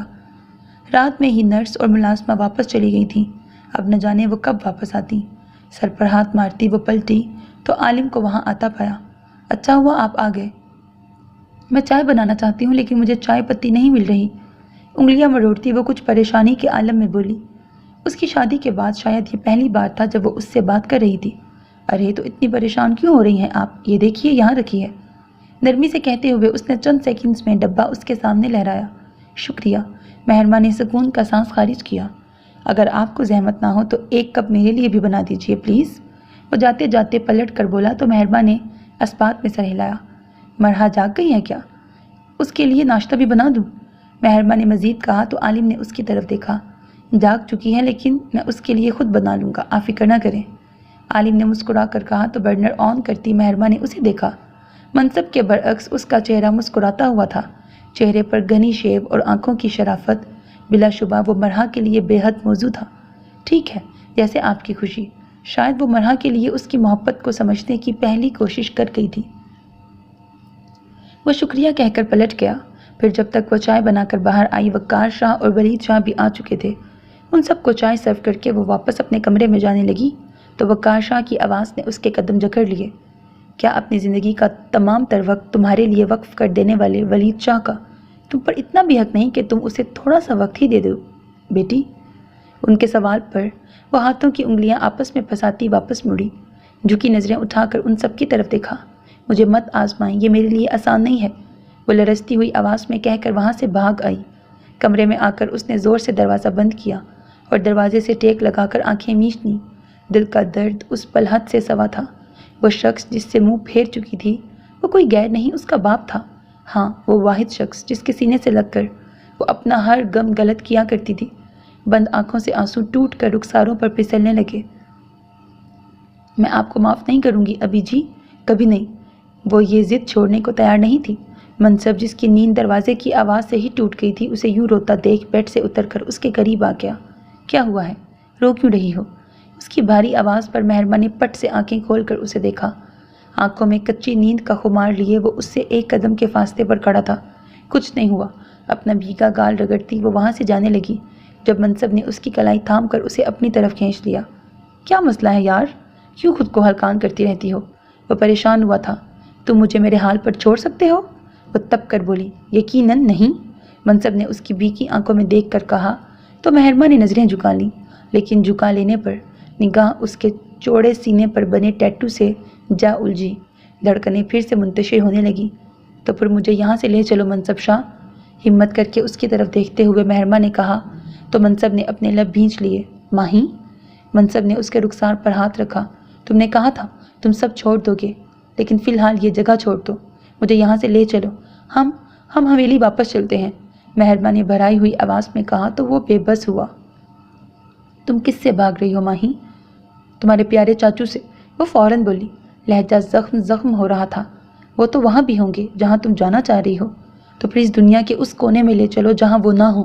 وہ ضبط کھو کر چلائی، تم جہاں بھی چلی جاؤ ان کی یاد سے چھٹکارا حاصل نہیں کر پاؤ گی ماہی۔ مسئلہ چاچو کی تمہارے آس پاس موجودگی نہیں ہے، مسئلہ تمہارے دل میں ان کی موجودگی ہے، اور تمہیں اس حقیقت کو سمجھنے کی ضرورت ہے۔ منصب نے نرم لہجے میں کافی صاف گوئی کا مظاہرہ کیا تو مہربا کی آنکھیں بہنے لگیں۔ کچھ پل ان دونوں کے مابین خاموشی سے بیت گئے۔ مہربا کے پاس بولنے کو کچھ نہ رہا تو منصب کو اسے سمجھانا پڑا۔ کیوں ہو اتنی ضدی؟ کیوں میری جان؟ اس کا ہاتھ تھام کر محبت سے چومتا وہ دھیمی آواز میں بولا تو مہربا نے ہولے سے نفی میں سر ہلایا۔ نہیں جانتی، وہ بڑبڑائی، یہ سمجھے بغیر کہ وہ حدیبہ شاہ کی بیٹی ہے، وہ جس کی ضد سے حویلی کے در و دیوار بھی خائف رہا کرتے تھے۔ اچھا رو نہیں، پلیز یہاں آؤ، نرمی سے کہتے ہوئے اس نے مہربا کو خود سے لگایا تو وہ شکست خوردہ سی اس کے کندھے پر سر ٹکا گئی۔ یہ سب تمہاری وجہ سے ہوا ہے منصب شاہ۔ اس کے سارے دکھوں کا سرا منصب سے ہی جا ملتا تھا۔ ہاں میں جانتا ہوں، وہ ہار ماننے والے انداز میں بولا۔ نہ تم میری زندگی میں آتے اور نہ یہ سب ہوتا۔ اچھا میری جان، اسے اپنا ہر جرم قبول تھا، تم ہو میری ہر تکلیف، ہر آنسو کے ذمہ دار۔ منصب نے نامحسوس انداز میں اس کے گرد اپنی گرفت مضبوط کر دی۔ میرا ہر رشتہ تمہاری وجہ سے مجھ سے دور ہو گیا۔ وہ لب بھینچتا اس کے بعد سہلانے لگا۔ اسے ساری زندگی یہی کرنا تھا، مجھے سب سے چھین کر تم نے صرف اپنا بنا لیا ہے، اس نے روتے ہوئے کہا تو اس کا ضبط جواب دینے لگا۔ یار نہیں رو پلیز، وہ جیسے تھکنے لگا تھا۔ نفرت ہے مجھے تم سے، شدید نفرت۔ اس کے سینے سے لگی وہ بڑا خوبصورت اظہار نفرت کر رہی تھی۔ اس اذیت میں بھی منصب کے لب نہ چاہتے ہوئے بھی مسکرا دیے۔ مجھے یقین ہے، کہتے ہوئے منصب نے اس کے بالوں پر لب رکھ دیے۔ مہربا دل کی بڑاس نکال کر پرسکون ہو چکی تھی۔ سانس سانس قربتیں ہیں، بات بات دوریاں، تیرے میرے درمیاں یہ رابطے عجیب ہیں، تار تار ٹوٹ کر گرا گرا رفو ہوئی، اس قبائے عمر کے یہ حادثے عجیب ہیں۔ وہ کمرے میں آیا تو وہ بیڈ سے اترنے کی کوشش کر رہی تھی۔ وہ سرد سے اس کی طرف لپکا۔ میں خود کر سکتی ہوں، چھوڑے مجھے، اس نے خفکی سے کہا تو عالم نے انسنی کرتے ہوئے اس کی کمر میں ہاتھ ڈال کر اسے کھڑا کیا۔ نہیں کر سکتی نا تم، اسی لیے کر رہا ہوں۔ دوسرے ہاتھ سے اس کا ہاتھ تھام کر اسے سہارا دیتے ہوئے وہ سنجیدگی سے بولا تو مرحا نے ترچھی نظروں سے اسے دیکھا۔ نرس کہاں ہے؟ وہ 9 بجے آئے گی، اس کا جواب سن کر اسے حقیقی معنوں میں پریشانی ہوئی تھی۔ تو میں فریش کیسے ہوں گی؟ وہ روحان سی ہو گئی۔ میں ہوں نا، عالم نے مسکراہٹ دبا کر کہا تو مرحا کی آنکھیں پھیل گئیں۔ بدتمیزی نہ کریں، وہ لرزتی ہوئی آواز میں بولی۔ ابھی کی کب ہے؟ وہ شریر ہوا۔ مرحا کی پیشانی تپنے لگی۔ سرکار پلیز مجھ سے ایسا مذاق مت کریں، نظریں جھکاتی وہ کانپتی ہوئی آواز میں بولی۔ سرکار کی جان، میں بالکل سنجیدہ ہوں۔ اسے واش روم کی طرف لے جاتا وہ بولا تو مرحا ہمت جمع کرتی اس کی جانب گھوم گئی۔ میں نہیں جاؤں گی، وہ یوں خوفزدہ ہوئی جیسے وہ اسے ذبح کرنے لے جا رہا ہو۔ عالم کو بے اختیار ہنسی آئی تھی جسے اس نے بروقت روک کر لہجے کو سخت بنایا۔ لیکن میں تو لے کر جاؤں گا، اس نے کہا تو وہ رونے والی ہو گئی۔ فوراً نفی میں سر ہلایا۔ یہ بے شرمی مت کریں، سر اٹھا کر اسے دیکھتی وہ ملتجی ہوئی تو عالم نے نچلا لب دانتوں میں دباتے ہوئے ایک بار پھر مسکراہٹ روکنے کی کوشش کی۔ کچھ پل یوں ہی خاموشی سے گزر گئے، پھر کچھ سوچ کر عالم نے سر جھکا کر اسے دیکھا۔ اس کے آثار میں کھڑی وہ نظریں جھکائے اپنے لب کاٹ رہی تھی۔ میں تمہیں بدتمیز لگتا ہوں؟ پرشوق نگاہوں سے اس کے لبوں کی بدلتی رنگت دیکھتا وہ سنجیدگی سے بولا تو مرحا نے یوں ہی جھکے سر کو نفی میں ہلایا۔ کیا تمہارا میرا مذاق ہے؟ اس نے پوچھا تو ایک بار پھر اس کا سر نفی میں ہلا۔ کیا میں نے کبھی کوئی بے شرمی کی ہے؟ اس بار اس کی تھوڑی چھو کر اس کا چہرہ اونچا کرتا وہ اسی انداز میں بولا تو مرحا کو اپنا سر نفی میں ہلانا محال لگا۔ وہ بھیگی پلکیں جھپکاتی اسے ہی دیکھ رہی تھی۔ اگر میرا تمہیں دیکھتے رہنا بے شرمی ہے تو ہاں میں بے شرم ہوں۔ اس کی تھوڑی انگوٹھے سے سہلاتے وہ مزید جھک کر بولا، یوں کہ اس کی سانسیں مرحا کا چہرہ جھلسانے لگی، دل کی دھڑکنیں رفتار پکڑ چکی تھی۔ اگر میرا تمہیں چھونا بدتمیزی ہے تو ہاں میں بدتمیز ہوں، کہتے ہوئے وہ مزید جھک گیا۔ مرحا کی لرزتی پلکوں کے سنگ سنگ دل بھی ساکت ہوا تھا۔ ہاتھوں کی گرفت اس کی شرٹ پر مضبوط ہو گئی۔ گستاخ لمحوں نے طوالت اختیار کی تو وہ خود ہوش میں آتا اس سے دور ہو گیا، جو حواس باختہ سی اپنے دل پر ہاتھ رکھ چکی تھی۔ آپ بہت بدتمیز ہیں۔ اس کی طرف سے رخ موڑتی وہ غصے میں بولی، وہ غصہ جس کا رنگ اس کے چہرے پر شرم بن کر دہک رہا تھا۔ میں تو پہلے ہی اعتراف کر چکا ہوں، خیر اب چل رہی ہو یا میں لے جاؤں؟ اس کی گرفت میں تو وہ پہلے ہی تھی، جاتی بھی تو کہاں؟ لب بھینچتی وہ چپ چاپ ہار مان گئی، لیکن شاید قسمت کو اس پر ترس آ گیا تھا۔ اسی وقت دروازے پر دستک ہوئی۔ عالم نے گردن موڑ کر دیکھا، نرس کا چہرہ نمودار ہوا تھا۔ سوری سر، لیکن وہ میم کو چینج کروانا تھا، تو میں لیٹ تو نہیں ہوئی نا؟ پیشہ ورانہ مسکراہٹ اچھالتی وہ مصنوعی معصومیت سے بولی تو عالم نے لب بھینچ کر مرحا سے ایک قدم کا فاصلہ اختیار کیا۔ ہاتھوں نے اب بھی اسے تھاما ہوا تھا۔ نہیں، آپ تو لیٹ نہیں ہوئی، لیکن میں لیٹ ہو گیا۔ لوہے کے چنے چباتا وہ بمشکل بولا تو نہ چاہتے ہوئے بھی مرحا کے لبوں پر مسکراہٹ آ گئی۔ وہ اس کا اشارہ سمجھ چکی تھی جو مرحا کو چینج کروانے کی طرف تھا۔ نرس کے تو خاک بھی پلے نہ پڑی۔ جی؟ وہ دروازہ کھول کر اندر آتی کچھ حیرت سے بولی، کچھ نہیں، یہاں آئیے اور انہیں سہارا دیں۔ خود کو کمپوز کرتے ہوئے اس نے سنجیدگی سے کہا تو وہ مرحا کی طرف آ گئی۔ مرحا نے سکون سے نرس کے ہاتھ تھامے، پھر واش روم کی طرف جاتے ہوئے پلٹ کر اسے دیکھا۔ وہ اسے ہی دیکھ رہا تھا۔ مرحا نے دل جلانے والی ایک مسکراہٹ اس کی طرف اچھالی اور واش روم میں گھس گئی۔ پیچھے وہ بالوں میں ہاتھ چلاتے ہوئے دھیرے سے ہنس دیا۔ بے وقوف، وہ یوں ہی بڑبڑایا تھا، تو اچانک جو کسی دن مجھے مڑ کر دیکھے، میں تجھے عمر کا ٹھہرا ہوا لمحہ لکھوں۔ تم پہ تو کرم تھا کہ تم یوسف ٹھہرے، کبھی زلیخا سے پوچھو زلیخا ہونا۔ بوند بوند شفاف پانی اس کی دکھتی آنکھوں سے ٹوٹ ٹوٹ کر کنپٹیوں میں جذب ہو رہا تھا۔ گلاب لبوں پر سسکیاں تھیں۔ گو وہ دوائی لے چکی تھی، لیکن نیند آنکھوں سے دور تھی۔ وہ نہیں جانتی تھی کہ آنکھوں نے کتنے دن پہلے وہ چہرہ دیکھا تھا، اور بظاہر وہ خود کو بارہا یہ باور بھی کروا چکی تھی کہ اسے اس ظالم شخص کا چہرہ دیکھنا ہے بھی نہیں، لیکن پھر جانے کیوں آنکھیں دگا کر رہی تھیں۔ دلے بے ایماں اس ہرجائی کی بے مہری پر سسک سسک کر دھڑک رہا تھا۔ تنگ آ کر وہ اٹھ بیٹھی، پھر دھیرے دھیرے چلتی کمرے سے باہر نکل آئی۔ دوائیوں کے زیر اثر سو سو کر اس کی بھوری آنکھوں کے پپوٹے سوجے ہوئے تھے۔ وجود میں نکاہت سی تھی۔ خوراک کے نام پر وہ فقط خود کو تسلی ہی تو دے رہی تھی۔ کمرے سے باہر راہداری میں چلتے ہوئے اس نے اطراف میں دیکھا۔ جانے رات کا کون سا پہر تھا، آس پاس سناٹا بول رہا تھا، تو کیا وہ پھر سے کوئی خواب دیکھ رہی تھی؟ علیشا سمجھنے سے قاصر تھی کہ آیا وہ جاگ رہی ہے یا پھر سے کسی خواب کے زیر اثر ہے۔ کوئی ہے یہاں؟ بھائی؟ عالم؟ عالم کو پکارتی وہ آگے بڑھتی چلی گئی۔ حلق خشک ہو رہا تھا۔ وہ جس روز سے یہاں آئی تھی آج پہلی بار کمرے سے باہر نکلی تھی۔ کوئی ہے کیا؟ وہ اس بار ہمت جمع کرتی اونچی آواز میں بولی۔ اچانک قدموں کی چاپ پر اس نے سامنے دیکھا۔ قدم قدم کوئی اسی کی جانب بڑھ رہا تھا۔ لمحوں میں فضا ایک مخصوص کلون کی خوشبو سے مہک اٹھی۔ اس نے پلکیں جھپکاتے ہوئے نیم اندھیرے میں اس شخص کو گھورا۔ وہ بالکل اس کے مقابل آ کر ٹھہر گیا۔ اس پر نظر پڑتے ہی علیشا کا دل ساکت ہوا تھا۔ قاتل! لب دھیرے سے ہلے، آنکھوں میں بھرتے پانی میں نفرت کی چنگاریاں ہلکورے لینے لگیں۔ قاتل نہیں ہوں میں علیشے، بدر نے سنجیدگی سے کہا۔ وہ اس دن کے بعد 2-3 دفعہ اس کے سوتے ہوئے ہی وہاں آیا تھا، لیکن اس کے بعد پھر اسے مٹھی جانا پڑا تھا۔ وہاں کچھ پنچایتی مقدمے سماعت کے لیے اس کے منتظر تھے، سو وہ انہی معاملات میں الجھا رہا تھا، اور آج جب تقریباً پورے ہفتے بعد وہ کراچی کی حدود میں داخل ہوا تو وقت کا خیال کیے بغیر یہاں آ گیا تھا، اور آتے ہی سامنا اس دشمن جاں سے ہوا تھا جس کے اب تک سو جانے کا اسے گمان تھا۔ جھوٹ بول رہے ہیں آپ، میرے بابا کو مار دیا آپ نے، صرف اس لیے کہ انہوں نے آپ کے خلاف سر اٹھایا تھا۔ اس کے سینے پر ہاتھ مار کر اسے پیچھے دھکا دیتی وہ پھنکاری۔ بدر نے بغور اس کے چہرے کو دیکھا۔ ہونٹ سے تھوڑی تک ٹانکوں کی ایک ترچھی سی لکیر کھینچی ہوئی تھی۔ اس نیم اندھیرے میں اس کے چاند چہرے پر وہ زخم کسی گرہن سے کم نہیں لگ رہا تھا۔ یقیناً ٹانکے کھل چکے تھے لیکن نشان بہت واضح تھے۔ میں جھوٹ نہیں بولتا، تم جانتی ہو۔ بدر نے ایک قدم مزید قریب ہوا تو پیچھے ہونے کی کوشش میں وہ لڑکھڑا گئی۔ بدر نے فوراً اسے تھاما تھا۔ نہیں جانتی، سچ تو یہ ہے کہ میں آپ کو کبھی جان ہی نہیں سکی۔ بھیگی آنکھوں سے اسے دیکھتی وہ بھرائی ہوئی آواز میں بولی۔ بدر کچھ پل خاموشی سے اسے دیکھتا رہا۔ وہ گر جانے کے قریب تھی۔ بدر نے جھک کر اسے باہوں میں بھر لیا۔ چھوڑے مجھے آپ، چلے جائیں یہاں سے۔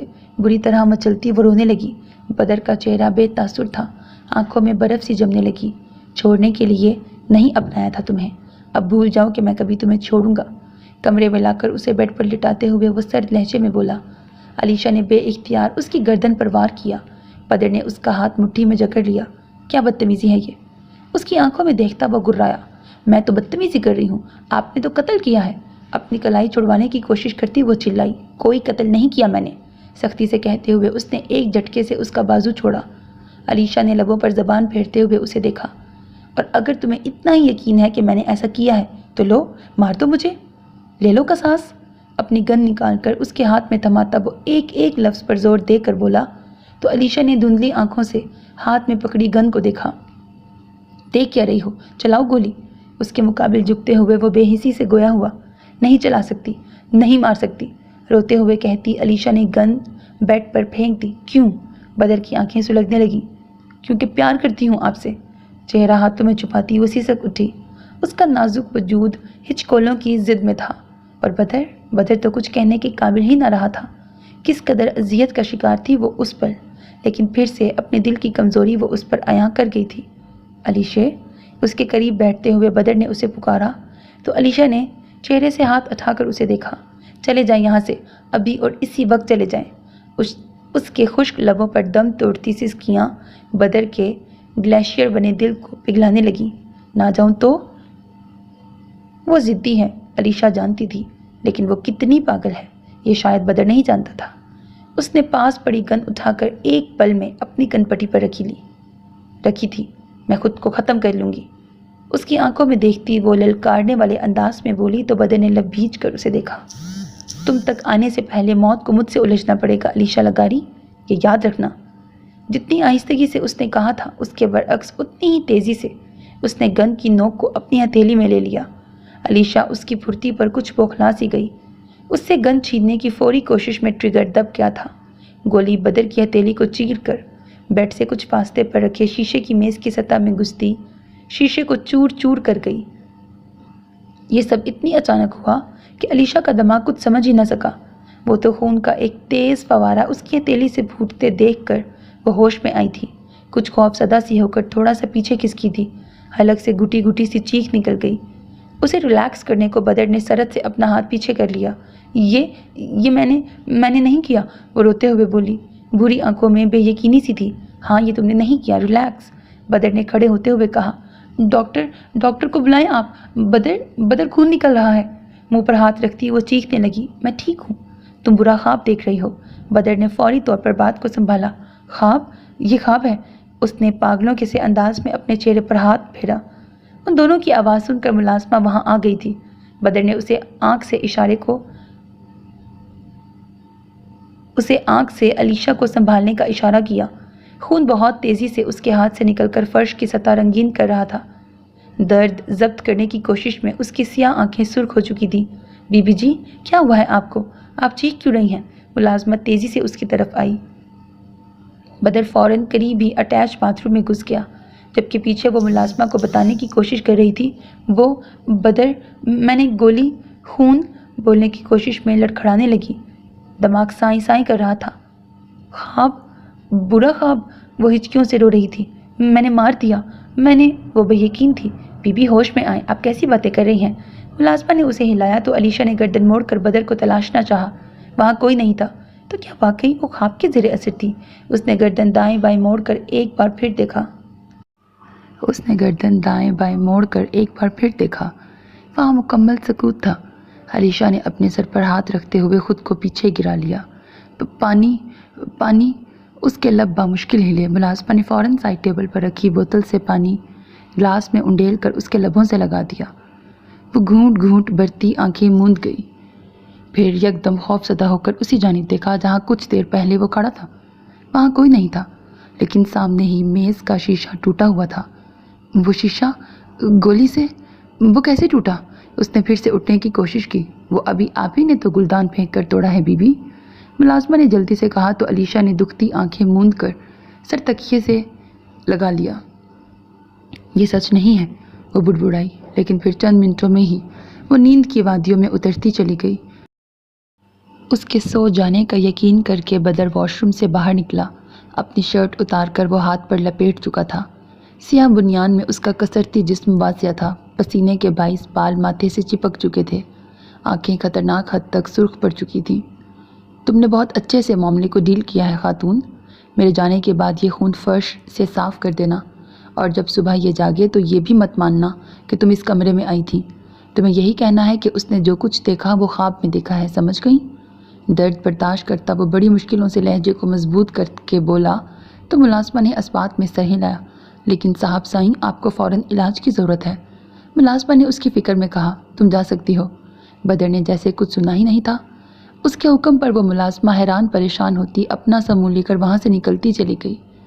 بدر نے جھک کر بیڈ کے سرانے فرش پر گری گن اٹھائی اور پشت پر لگا کر اس کی طرف آ گیا۔ تم پاگل ہو علیشے، لیکن بدر لگاری سے زیادہ نہیں۔ اس کی بند آنکھوں کو تکتا وہ مدھم آواز میں بولا، پھر جھکا اور اس کی تھوڑی پر اپنے لب رکھ دیے۔ تمہارا ہر زخم بھر دوں گا، یہ وعدہ ہے میرا، مضبوط لہجے میں کہتا وہ سیدھا ہو گیا، یہ جانے بغیر کہ وہ اسے ایسا کرنے کا کوئی موقع دینے ہی نہیں والی تھی۔ ایک نرم نگاہ اس پہ ڈال کر وہ وہاں سے نکل آیا۔ اگلے روز جب وہ سو کر اٹھی تو کمرے کی ہر شے نے اسے یقین دلایا تھا کہ گزشتہ رات اس نے برے خوابوں کے زیر اثر گزاری ہے، حتیٰ کہ میز کے سلامت شیشے نے بھی، ہاں، اس کے جاگنے سے پہلے ہی نہ صرف بیڈ کی چادر بلکہ اس کے کمرے کی میز کا شیشہ بھی تبدیل ہو چکا تھا۔ آسمان کے بدلتے رنگوں کے سنگ گھڑی کی سوئیاں رفتار پکڑتی دن اور رات کا چکر مکمل کرتی وقت کو تیزی سے بھگائے جا رہی تھی۔ سید ذوالفقار عالم شاہ کی طبیعت سنبھلنے کی بجائے بگڑتی چلی جا رہی تھی، اور یہ صورتحال جس قدر حویلی والوں کے لیے غمناک تھی، اس سے کئی زیادہ شاید ان کے خود کے لیے تھی۔ عمر کے جس حصے میں وہ آ کھڑے ہوئے تھے انہیں وہاں اپنی موت کی نہیں، اپنے بعد پھیلنے والے فساد کی فکر تھی۔ ان کی علالت کی خبر پورے علاقے میں پھیل چکی تھی۔ خاندان بھر کے گدی نشین اب اس سرداری گدی پر نظر ٹکائے بیٹھے تھے جو ذوالفقار شاہ کے پاس تھی۔ ان کی وفات کی صورت میں وہ گدی بطور وراثت وقار شاہ کو ہرگز نہیں ملنے والی تھی۔ اس سرداری گدی نشین کو مجلس منتخب کیا کرتی تھی، اور اس بار بھی یقیناً یہی ہونے والا تھا۔ اگر ان کے بعد مجلس کے اراکین وقار شاہ کو بطور سرکار سائیں منتخب نہ کرتے تو جس خاندان کے پاس بھی یہ اعزاز جاتا، ان کی نسل کو اسی خاندان کے سامنے اپنے افعال کے لیے جواب دہ ہونا پڑنا تھا، اور یہ وہ ہرگز نہیں چاہتے تھے۔ وہ اپنے پوتوں کے مزاج سے بخوبی واقف تھے، خاص طور پر منصب عالم شاہ۔ اس کی سرشست میں ضد اور بغاوت کوٹ کوٹ کر بھری ہوئی تھی۔ عمر زیدی کے بیٹے کا معاملہ اسی نے سنبھال رکھا تھا، اور مجلس اب ذوالفقار شاہ کی ہی منتظر تھی تاکہ عمر زیدی والے معاملے کو سلجھایا جا سکے۔ لیکن ان کی دن بدن بگڑتی حالت کے پیش نظر اب انتخابات ناگزیر ہو چکے تھے۔ ناشتے کے بعد انہوں نے ولید اور وقار دونوں کو اپنے پاس بلوا لیا تھا، اور اب تینوں کے درمیان یہی موضوع زیر بحث تھا۔ مجھے گدی کی پرواہ نہیں ہے بابا، آپ کیوں خود کو ہلکان کر رہے ہیں؟ ان کا نحیف ہاتھ تھامتے ہوئے وقار شاہ نے سنجیدگی سے کہا، گدی کی پرواہ مجھے بھی نہیں ہے وقار، لیکن اگر یہ ہمارے ہاتھ سے جاتی ہے تو علاقے میں ہونے والی برائی یا بھلائی کو روکنے یا پھیلانے کے لیے ہمیں اجازت درکار ہوگی۔ کیا تم یہ نہیں سمجھتے؟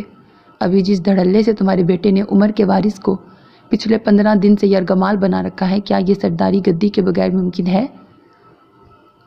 زنا تو دور، علاقے میں قتل و غارت بھی ہو گیا تو تمہارے پاس کوئی اختیار نہیں ہوگا۔ انہوں نے مدھم آواز میں کافی تحمل سے انہیں وہ رخ دکھایا جس سے وہ پہلے ہی آگاہ تھے۔ میں جانتا ہوں بابا، لیکن یہ میرے ہاتھ میں نہیں ہے۔ سرداری گدی کے لیے صرف میں ہی نہیں، آپ کے دوسرے بھانجے اور بھتیجے بھی امیدوار ہیں۔ ان کے ہوتے ہوئے، اور خاص طور پر عمر زیدی کے ہوتے ہوئے، یہ گدی ہمارے پاس آنا آسان نہیں ہے۔ وہ ایک مضبوط امیدوار ہے۔ وقار شاہ نے سر جھکاتے ہوئے آہستگی سے کہا، تو ذوالفقار شاہ نے پل بھر کو اپنی آنکھیں موند لیں، پھر کچھ سوچ کر انہیں کھولا اور باری باری اپنے دونوں بیٹوں کی طرف دیکھا۔ تم منصب سے بات کرو، اس گدی کے لیے اسے بطور امیدوار مجلس میں پیش کرو، اور تم منتخب کنندہ ارکان میں شامل ہو کر اپنے بیٹے کو منتخب کرو گے وقار۔ نہ صرف تم، اگر اللہ نے مجھے طاقت دی تو میں بھی مجلس میں شامل ہو کر منصب ہی کو منتخب کروں گا۔ انہوں نے اٹھ کر بیٹھنے کی کوشش کرتے ہوئے کہا تو اندر آتے منصب کے قدم پل بھر کو رکے۔ لیکن میں ایسا کچھ نہیں چاہتا دادا سرکار، ان کی جانب آتا وہ سنجیدگی سے بولا تو وقار شاہ نے پلٹ کر اسے دیکھا۔ میں فیصلہ کر چکا ہوں، میں ماہی کو لے کر امریکہ جا رہا ہوں۔ وہ نظر جھکا کر آہستگی سے بولا تو وقار شاہ کی پیشانی پر بل پڑ گئے۔ یہ سیدوں کے وارث کے شایان شان نہیں ہے منصب، وقار شاہ نے ایک ایک لفظ پر زور دے کر کہا تو منصب نے جھکی نظر اٹھائی۔ مجھے اس فرسودہ حکمرانی میں کوئی دلچسپی نہیں ہے، اگر آپ چاہیں تو عالم کو امیدوار بنا لیں، لیکن میں یہاں نہیں رکوں گا۔ سنجیدگی سے کہہ کر وہ پلٹ گیا۔ منصب میرے بچے، میری آخری خواہش کا مان رکھ لو۔ ذوالفقار شاہ نے امید بھری نظروں سے ان کی طرف دیکھا تو منصب نے لب بھینچ لیے، پھر اس کا ہاتھ اپنے گریبان کی طرف بڑھایا۔ اس نے آہستگی سے اپنی شرٹ کے اوپری بٹن کھولے اور ان تینوں کی طرف گھوما۔ اس طرز زندگی کے ساتھ کیا آپ کو لگتا ہے کہ مجلس مجھے منتخب کرے گی دادا؟ اپنے سینے پر بنا ٹیٹو انہیں دکھاتا وہ بے تاثر لہجے میں بولا۔ وہ آپ ہی تھے جس کی اجازت سے یہ ٹیٹو میں نے بنوایا تھا۔ جانتا ہوں کہ میری نماز اس کے ساتھ قبول نہیں ہوتی، لیکن پھر بھی ادا کرتا ہوں کہ کیے بغیر دل کو سکون نہیں ملتا۔ آپ بتائیں دادا، کیوں منع نہیں کیا آپ نے مجھے؟ کیوں میری ناجائز ضد پوری ہونے دی آپ نے؟ ان کی طرف دیکھتا وہ اسی انداز میں بولتا چلا گیا۔ اس ناپاک جسم اور غلیظ روح کے ساتھ میں اس گدی کے قابل نہیں ہوں جس پر آپ مجھے بٹھانا چاہتے ہیں، سو مہربانی کریں اور عالم کو یہ ذمہ داری سونپ دیں۔ کتنا بے حس، کتنا صفاق ہو گیا تھا وہ اپنے لیے، کیسے الفاظ استعمال کر رہا تھا جو اگر اس کے لیے کوئی اور استعمال کرتا تو ذوالفقار عالم شاہ اس کا منہ ہی توڑ دیتے۔ میں 2 دن بعد کی فلائٹ سے امریکہ جا رہا ہوں، امید ہے کہ آپ میری سچویشن کو سمجھیں گے۔ سنجیدگی سے کہہ کر وہ وہاں سے نکل گیا۔ وقار شاہ نے اپنا سر ہاتھوں میں تھام لیا۔ گدی تو منصب ہی سنبھالے گا، چاہے جو بھی ہو جائے۔ بیڈ گراؤنڈ سے ٹیک لگاتے وہ قطعیت بھرے لہجے میں گویا ہوئے۔ ولید شاہ نے کچھ ناسمجھی سے باپ کی طرف دیکھا، لیکن ذوالفقار عالم شاہ سوچ چکے تھے کہ انہیں کیا کرنا ہے۔ اپنے بیٹے سے تم بات کرو گے وقار، وہ امریکہ نہیں جائے گا، انہوں نے وقار شاہ کو دیکھتے ہوئے کہا تو وقار شاہ نے سر جھکاتے ہوئے لب بھینچ لیے۔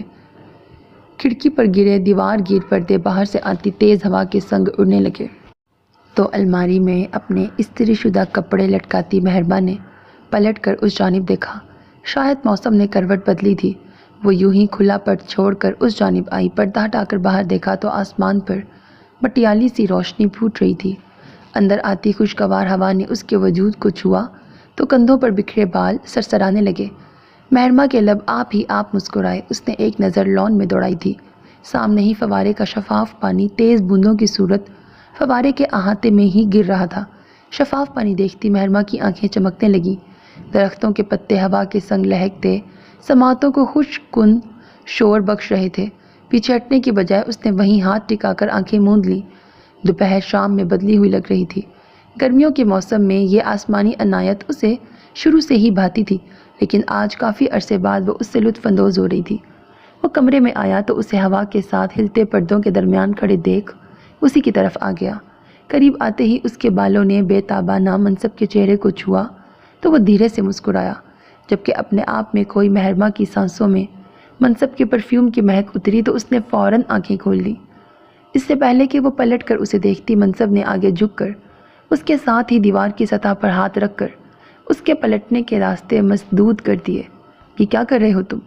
اپنے بال کان کے پیچھے اڑستی وہ آہستگی سے بولی تو منصب نے مزید آگے ہو کر اپنی تھوڑی اس کے کندھے پر ٹکا دی۔ کچھ بھی نہیں۔ کوئی الٹا جواب دینے کی بجائے بڑی شرافت کا مظاہرہ کیا تھا۔ کچھ کرنے کی ضرورت ہے بھی نہیں، ہٹو پیچھے۔ اس کے پیٹ میں کوہنی مارتی وہ مسکراہٹ دبا کر بولی۔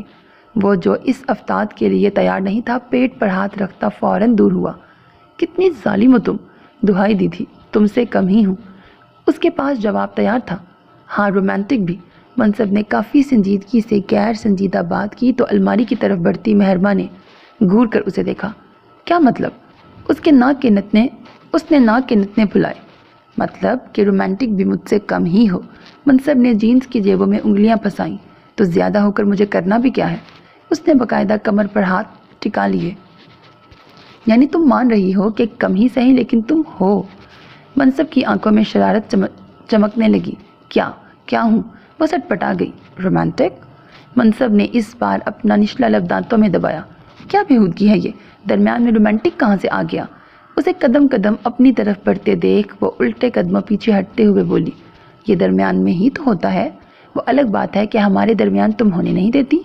اس نے معنی خیزی سے کہا تو مہرما کے چہرے کی رنگت بدلی۔ انتہائی بےہودہ انسان ہو تم، جلدی سے کہتی وہ الماری کی طرف گھوم گئی، حالانکہ تم مجھے کوئی بےہودگی کرنے نہیں دیتی۔ وہ بالکل اس کی پشت پر آ کھڑا ہوا۔ اس کی مسکراتی آواز پر وہ تپ کر الماری کا پٹ بند کرتی اس کی طرف پلٹی۔ دیکھو منصب شاہ، اس نے شہادت کی انگلی اٹھائی۔ وہ تو تم نہ بھی کہو تو میں دیکھ رہا ہوں۔ اس کی شہادت کی انگلی ہاتھ میں لیتا وہ برجستگی سے گویا ہوا تو مہرما کے گال تپ اٹھے۔ اور پھر تم کہہ رہے ہو کہ میں تمہیں بےہودگی کرنے نہیں دیتی؟ یہ تو تمہاری نس نس میں بھری ہے۔ اس کی بولتی نگاہوں سے خود میں سمٹتی وہ نگاہ چرا کر بولی تو منصب کا حلق پھاڑ کہا بلند ہوا، نہیں فی الحال تو صرف آنکھوں میں ہے۔ وہ اپنا کہا روکتا اس کا چہرہ دیکھتے ہوئے بولا تو یوں اپنا مذاق بنتے دیکھ روحانسی ہوتی مہرما نے دونوں ہاتھوں سے اسے پیچھے دھکا دیا۔ باہر میں جاؤ۔ وہ اس کے پاس سے گزرنے لگی تو منصب نے اس کی کلائی تھام لی۔ تم ساتھ چلو تو جہنم میں بھی چلوں گا۔ اسے اپنی طرف کھینچتا وہ نرمی سے بولا تو مہرما نے اسے گھورا۔ کفر مت بولا کرو۔ اس کے بازو پر مکہ مارتی وہ غصے سے بولی تو منصب نے سی کرتے ہوئے بازو پر ہاتھ رکھا۔ زخم کافی حد تک بھر چکا تھا لیکن ابھی باقی تھا۔ وہ شرمندہ سی ہو گئی۔ سوری، جانے کیسے اس کے لبوں سے پھسل گیا۔ اٹس اوکے، انفیکٹ چاہو تو ایک اور مار لو، لیکن اس بارے میں ڈن کرو۔ کس بارے میں؟ اس کی کلائی ہنوز اس کی گرفت میں تھی۔ جہنم کے بارے میں؟ وہ غیر سنجیدہ تھا۔ میں اب مکہ نہیں گلدان ماروں گی، اور وہ بھی تمہارے سر پر، تاکہ تم ڈائریکٹ وہیں پہنچ جاؤ جہاں پہنچنا چاہتے ہو۔ وہ ٹھیک ٹھاک تپی تھی۔ ہائے، اچھا امریکہ چلو گی؟ منصب نے کچھ سنجیدگی اپنائی تو مہرما نے آنکھیں پھیلا کر اسے دیکھا۔ تمہارے مذاق بڑھتے جا رہے ہیں اور کچن میں بہت سے کام میرے منتظر ہیں۔ ہاتھ چھوڑو میرا، مجھے جانا ہے۔ وہ سر جھٹکتی بولی تو منصب نے بہت آہستگی سے اس کی کلائی چھوڑ دی۔ ویسے یہ مذاق نہیں ہے، میں ٹکٹس بک کروا چکا ہوں۔ منصب کی سنجیدہ آواز پر دروازے کی طرف بڑھتے اس کے قدم تھم سے گئے۔ پلٹ کر اسے دیکھا۔ تم دور جانا چاہتی تھی نا؟ میں تمہاری خواہش پوری کر رہا ہوں۔ ہم کل کی فلائٹ سے جا رہے ہیں، منصب نے اسی انداز میں کہا تو وہ تیر کسی تیزی سے اس کے پاس آئی۔ تم مذاق کر رہے ہو؟ وہ بے یقین تھی۔ میں نے ابھی بتایا ہے کہ میں سنجیدہ ہوں۔ منصب نے نرمی سے اس کے رخسار کو چھوا۔ لیکن تھوڑی دیر میں مرحا اور عالم آ رہے ہیں، مہرما نے بوکھلاہٹ زدہ انداز میں کہا۔ ہاں تو ابھی تھوڑی جا رہے ہیں ہم، کل جائیں گے، اور ہم سے ملنے ہی تو آ رہے ہیں وہ۔ منصب نے اس کا گال سہلایا تو مہرما نے غائب دماغی سے اسے دیکھا۔ تو یعنی سب کو پتہ ہے؟ اس کی آنکھیں پھیل گئیں۔ منصب کو وہ اور پیاری لگی۔ ہاں، میں نے کل دادا کو بتا دیا تھا، اس نے کہا تو مہرما نے سر جھکا لیا۔ میں جاتی ہوں پھر، اماں مجھے بلا رہی تھی۔ خود کو سنبھالتی وہ آہستگی سے بولی۔ جاتے جاتے وہ پھر پلٹی۔ یہ بہت جلدی نہیں ہے؟ وہ پوچھ بیٹھی۔ یہ ضروری ہے، منصب نے کندھے اچکا کر کہا تو مہرما سر جھکا گئی۔ اور ہاں کہتے ہوئے وہ اس کی طرف بڑھا تو مہرما نے ایک جھٹکے سے اپنا سر اٹھایا۔ آنکھوں کا وہی تاثر۔ منصب پاگل ہونے لگا۔ کیا؟ اس کے لب واہ ہوئے۔ تو بہت پیاری ہو۔ ہاتھ بڑھا کر اس کے ہونٹ بند کرنے کو آپس میں ملاتا وہ بولا تو ایک غیر متوقع جواب پر وہ حیران پھر پریشان ہوتی اس کا ہاتھ جھٹک کر وہاں سے بھاگ گئی کہ اس شخص سے کوئی بعید نہ تھی کہ کوئی عملی بےہودگی بھی کر ڈالتا۔ منصب خاموش نظروں سے اسے وہاں سے جاتا دیکھتا رہا۔ یہ کھیرے گول مت کاٹو، عالم ایسے نہیں کہتا۔ نازیہ بیگم نے ملازمہ کو منع کیا تو اس نے سوالیہ نظروں سے ان کی جانب دیکھا۔ یوں باریک چھوٹی چپس کی طرح، اور چقندر بھی ایسے ہی کاٹ لینا، نازیہ بیگم نے اسے کہا تو اس کے ہاتھ پھرتی سے چلنے لگے۔ نہاری بن گئی کیا؟ اچھا ٹھیک۔ وہ مسلسل کام کرتی ملازماؤں پر نظر دوڑا رہی تھی۔ ہری مرچیں اور پیاز تم کاٹ لو بالی، میں ذرا سندل کو دیکھاؤں، صبح اس کے سر میں درد تھا۔ بالی سے کہہ کر وہ کچن سے نکل گئیں تبھی زہرا وہاں آئی تھی۔ چھوٹی بی بی، پلاؤ کا دم دے دیا ہے اور مٹن کڑھائی بھی تیار ہے، بس کباب تلنے ہیں۔ اگر آپ چاولوں کی نرمی دیکھ لیتی تو اچھا تھا۔ ایک ملازمہ نے انہیں مخاطب کیا تو انہوں نے اسبات میں سر ہلایا۔ رس ملائی تیار ہے، اور شیر خورما میں پستہ تو نہیں ڈالا نا؟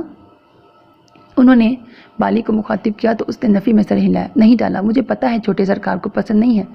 وہ منہ بنا کر بولی۔ زہرا से उसे वैसे भी पुराना बैर था। बेहतर, ज़हरा ने सर अस्पात में हिलाया।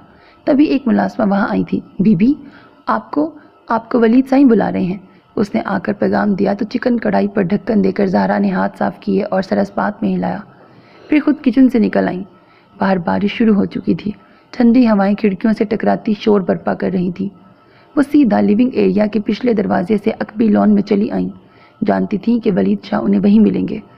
वो थोड़े फासले पर शेड तले पुश्त पर हाथ बांधे खड़े थे। आपने बुलाया? उनके करीब आती वो आहिस्तगी से बोली। हवा के संग आती बारिश की चंद गुस्ताख बूंदों ने उनके चेहरे को छू लिया। वलीद शाह ने गर्दन मोड़कर उन्हें देखा, फिर आहिस्तगी से अपना हाथ उनकी तरफ बढ़ाया। ज़हरा ने हाथ थाम कर 2 सीढ़ियों का फैसला तय कर लिया और ख़ुद भी उनके साथ शेड तले खड़ी हो गई।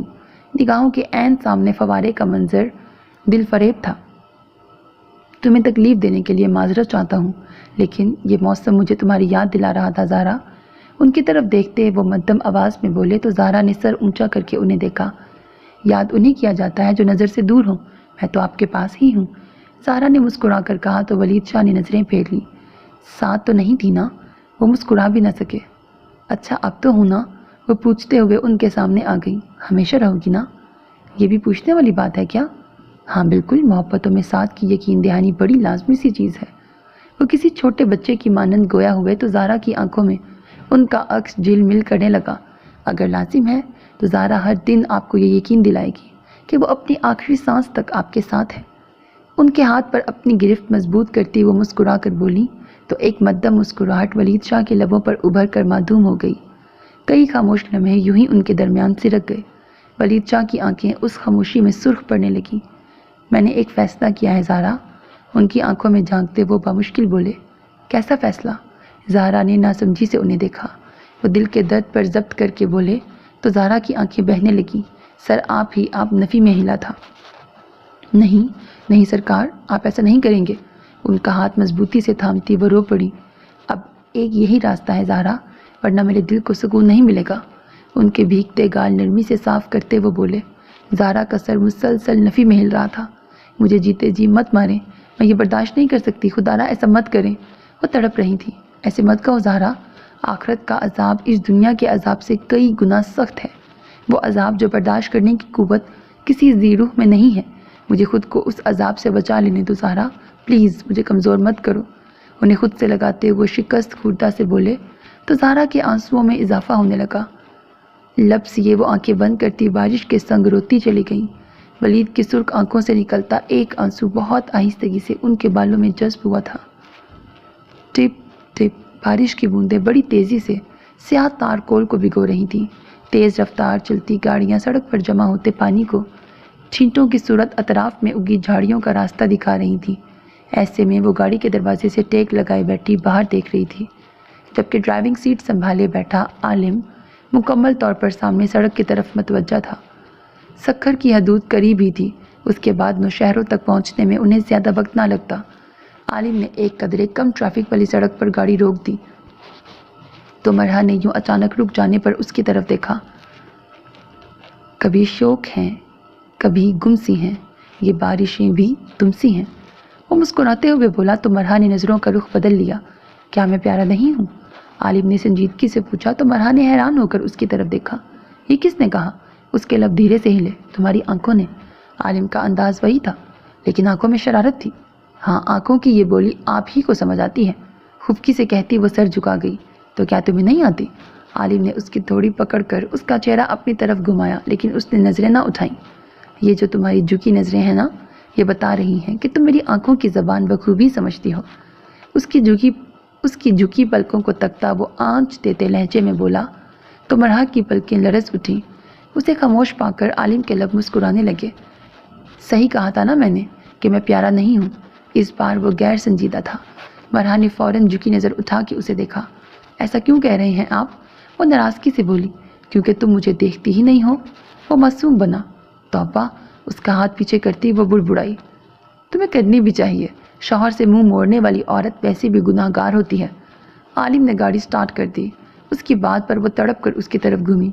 सरकार, वो रोहानसी हो गई। आलिम को हंसी आने लगी। तुम्हें गुनाहगार नहीं होना ना? आलिम ने उसकी तरफ देखकर कहा تو اس نے نفی میں سر ہلایا۔ بس پھر، جب تک میں نہ کہوں میرے چہرے سے نظر مت ہٹانا، مجھے دیکھتی رہو، سنجیدگی سے کہہ کر اس نے گاڑی آگے بڑھا دی۔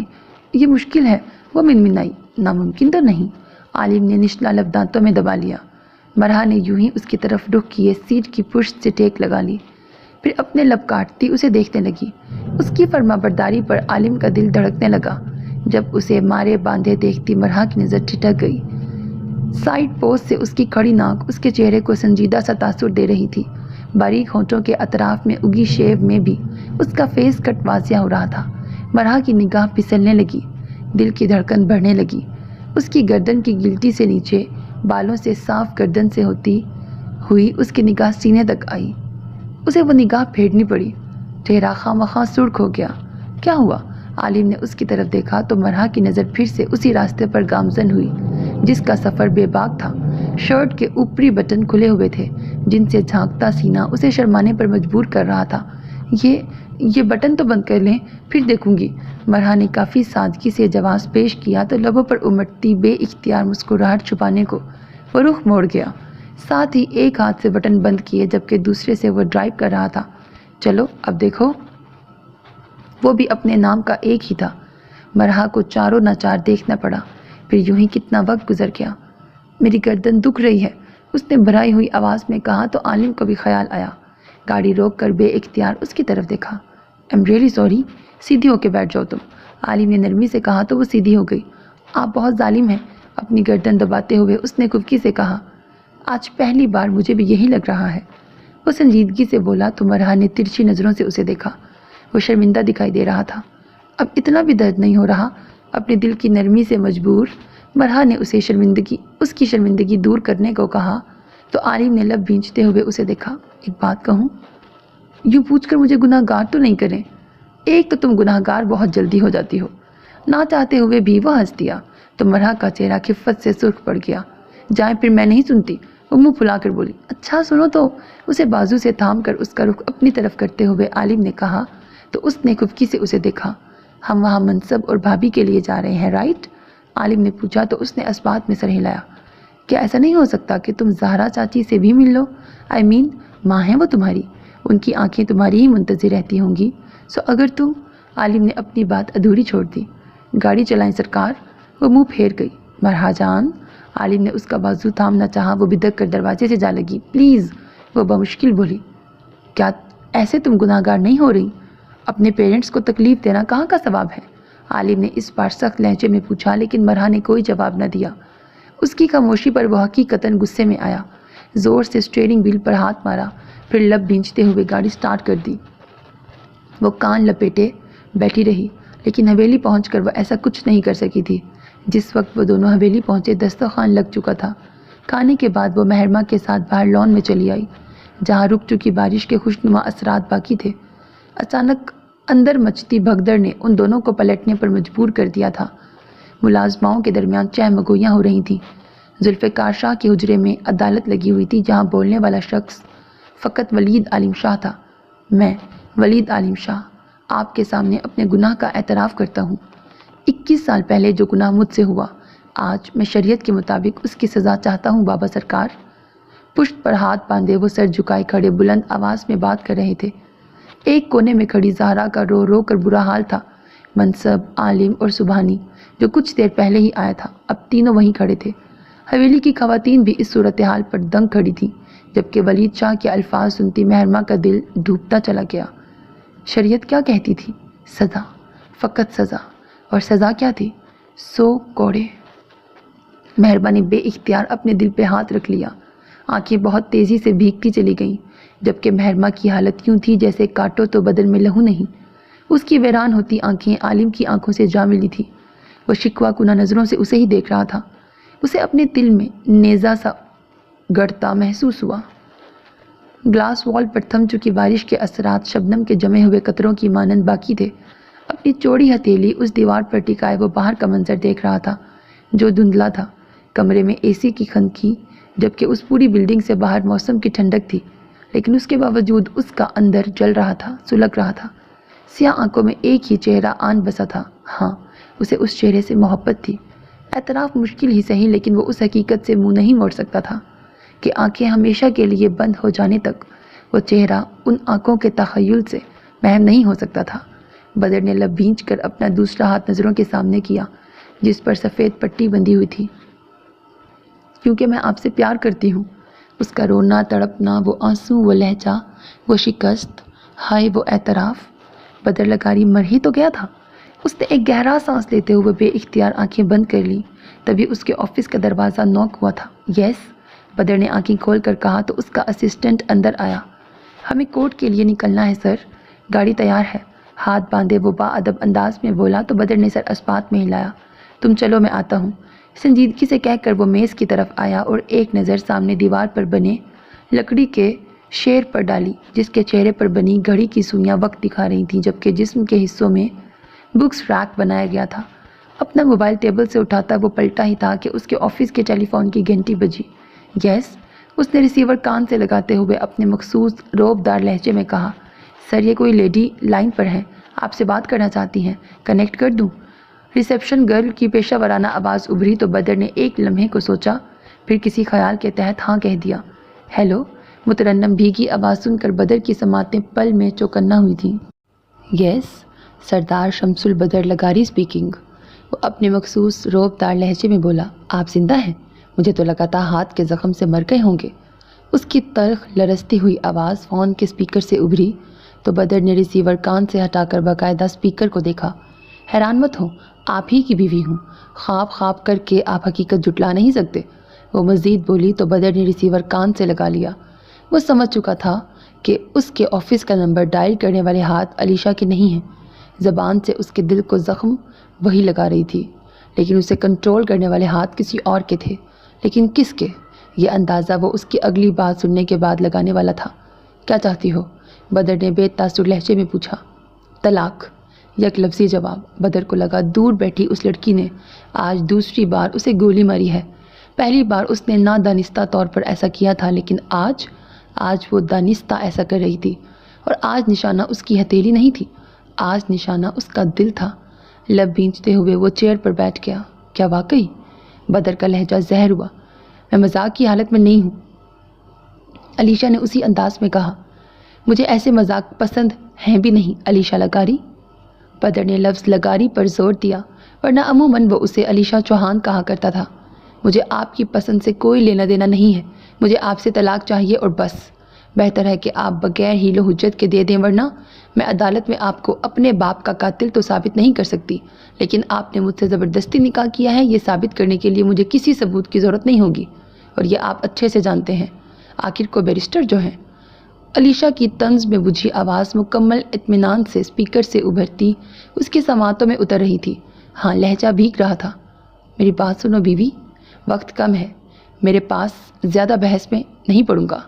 ٹیبل پر پڑا پیپر ویٹ گھماتا وہ بے تاثر لہجے میں بولا۔ دوسری جانب اس کا لفظ بیوی بولنا ہی علیشہ کے حوصلے مسمار کر گیا تھا۔ تمہارے لیے جتنا آسان شمس سے نکاح کرنا تھا، اتنا آسان بدر سے طلاق لینا ہرگز نہیں ہوگا، یہ ذہن نشین کر لو، سرد لہجے میں کہہ کر اس نے ریسیور کریڈل پر پٹک دیا، پھر لب بھینچ کر چیئر کی پشت سے ٹیک لگا کر آنکھیں بند کر لیں۔ اس کا تنفس پہلی بار یوں بگڑا تھا۔ طلاق، طلاق، طلاق، ڈیم اٹ، نہیں دوں گا تمہیں طلاق۔ اس نے ہاتھ میں پکڑا پیپر ویٹ پوری قوت سے سامنے گلاس وال پر دے مارا۔ دیوار کی بجائے پیپر ویٹ 2 ٹکڑے ہو گیا تھا۔ بالکل ایسے ہی توڑ دوں گا تمہیں عبدالعزیز چوہان۔ دیوار میں پڑ چکی مکڑی کی جال نما دراڑوں کو دیکھتا وہ تصور میں عبدالعزیز چوہان کو گور رہا تھا۔ ہاں، وہ جان گیا تھا کہ اس کے آفس کا نمبر ڈائل کرنے والے ہاتھ کس کے ہیں۔ سو میرے عزیز listeners, this was the end of this episode. Hope that you like it. اپنا بہت خیال رکھیے گا نیک تمناؤں کے ساتھ۔ اللہ حافظ. And don't forget to subscribe to my channel because that's how you can encourage me, and that's the only kind of support and encouragement which I want from all of you. Allah Hafiz.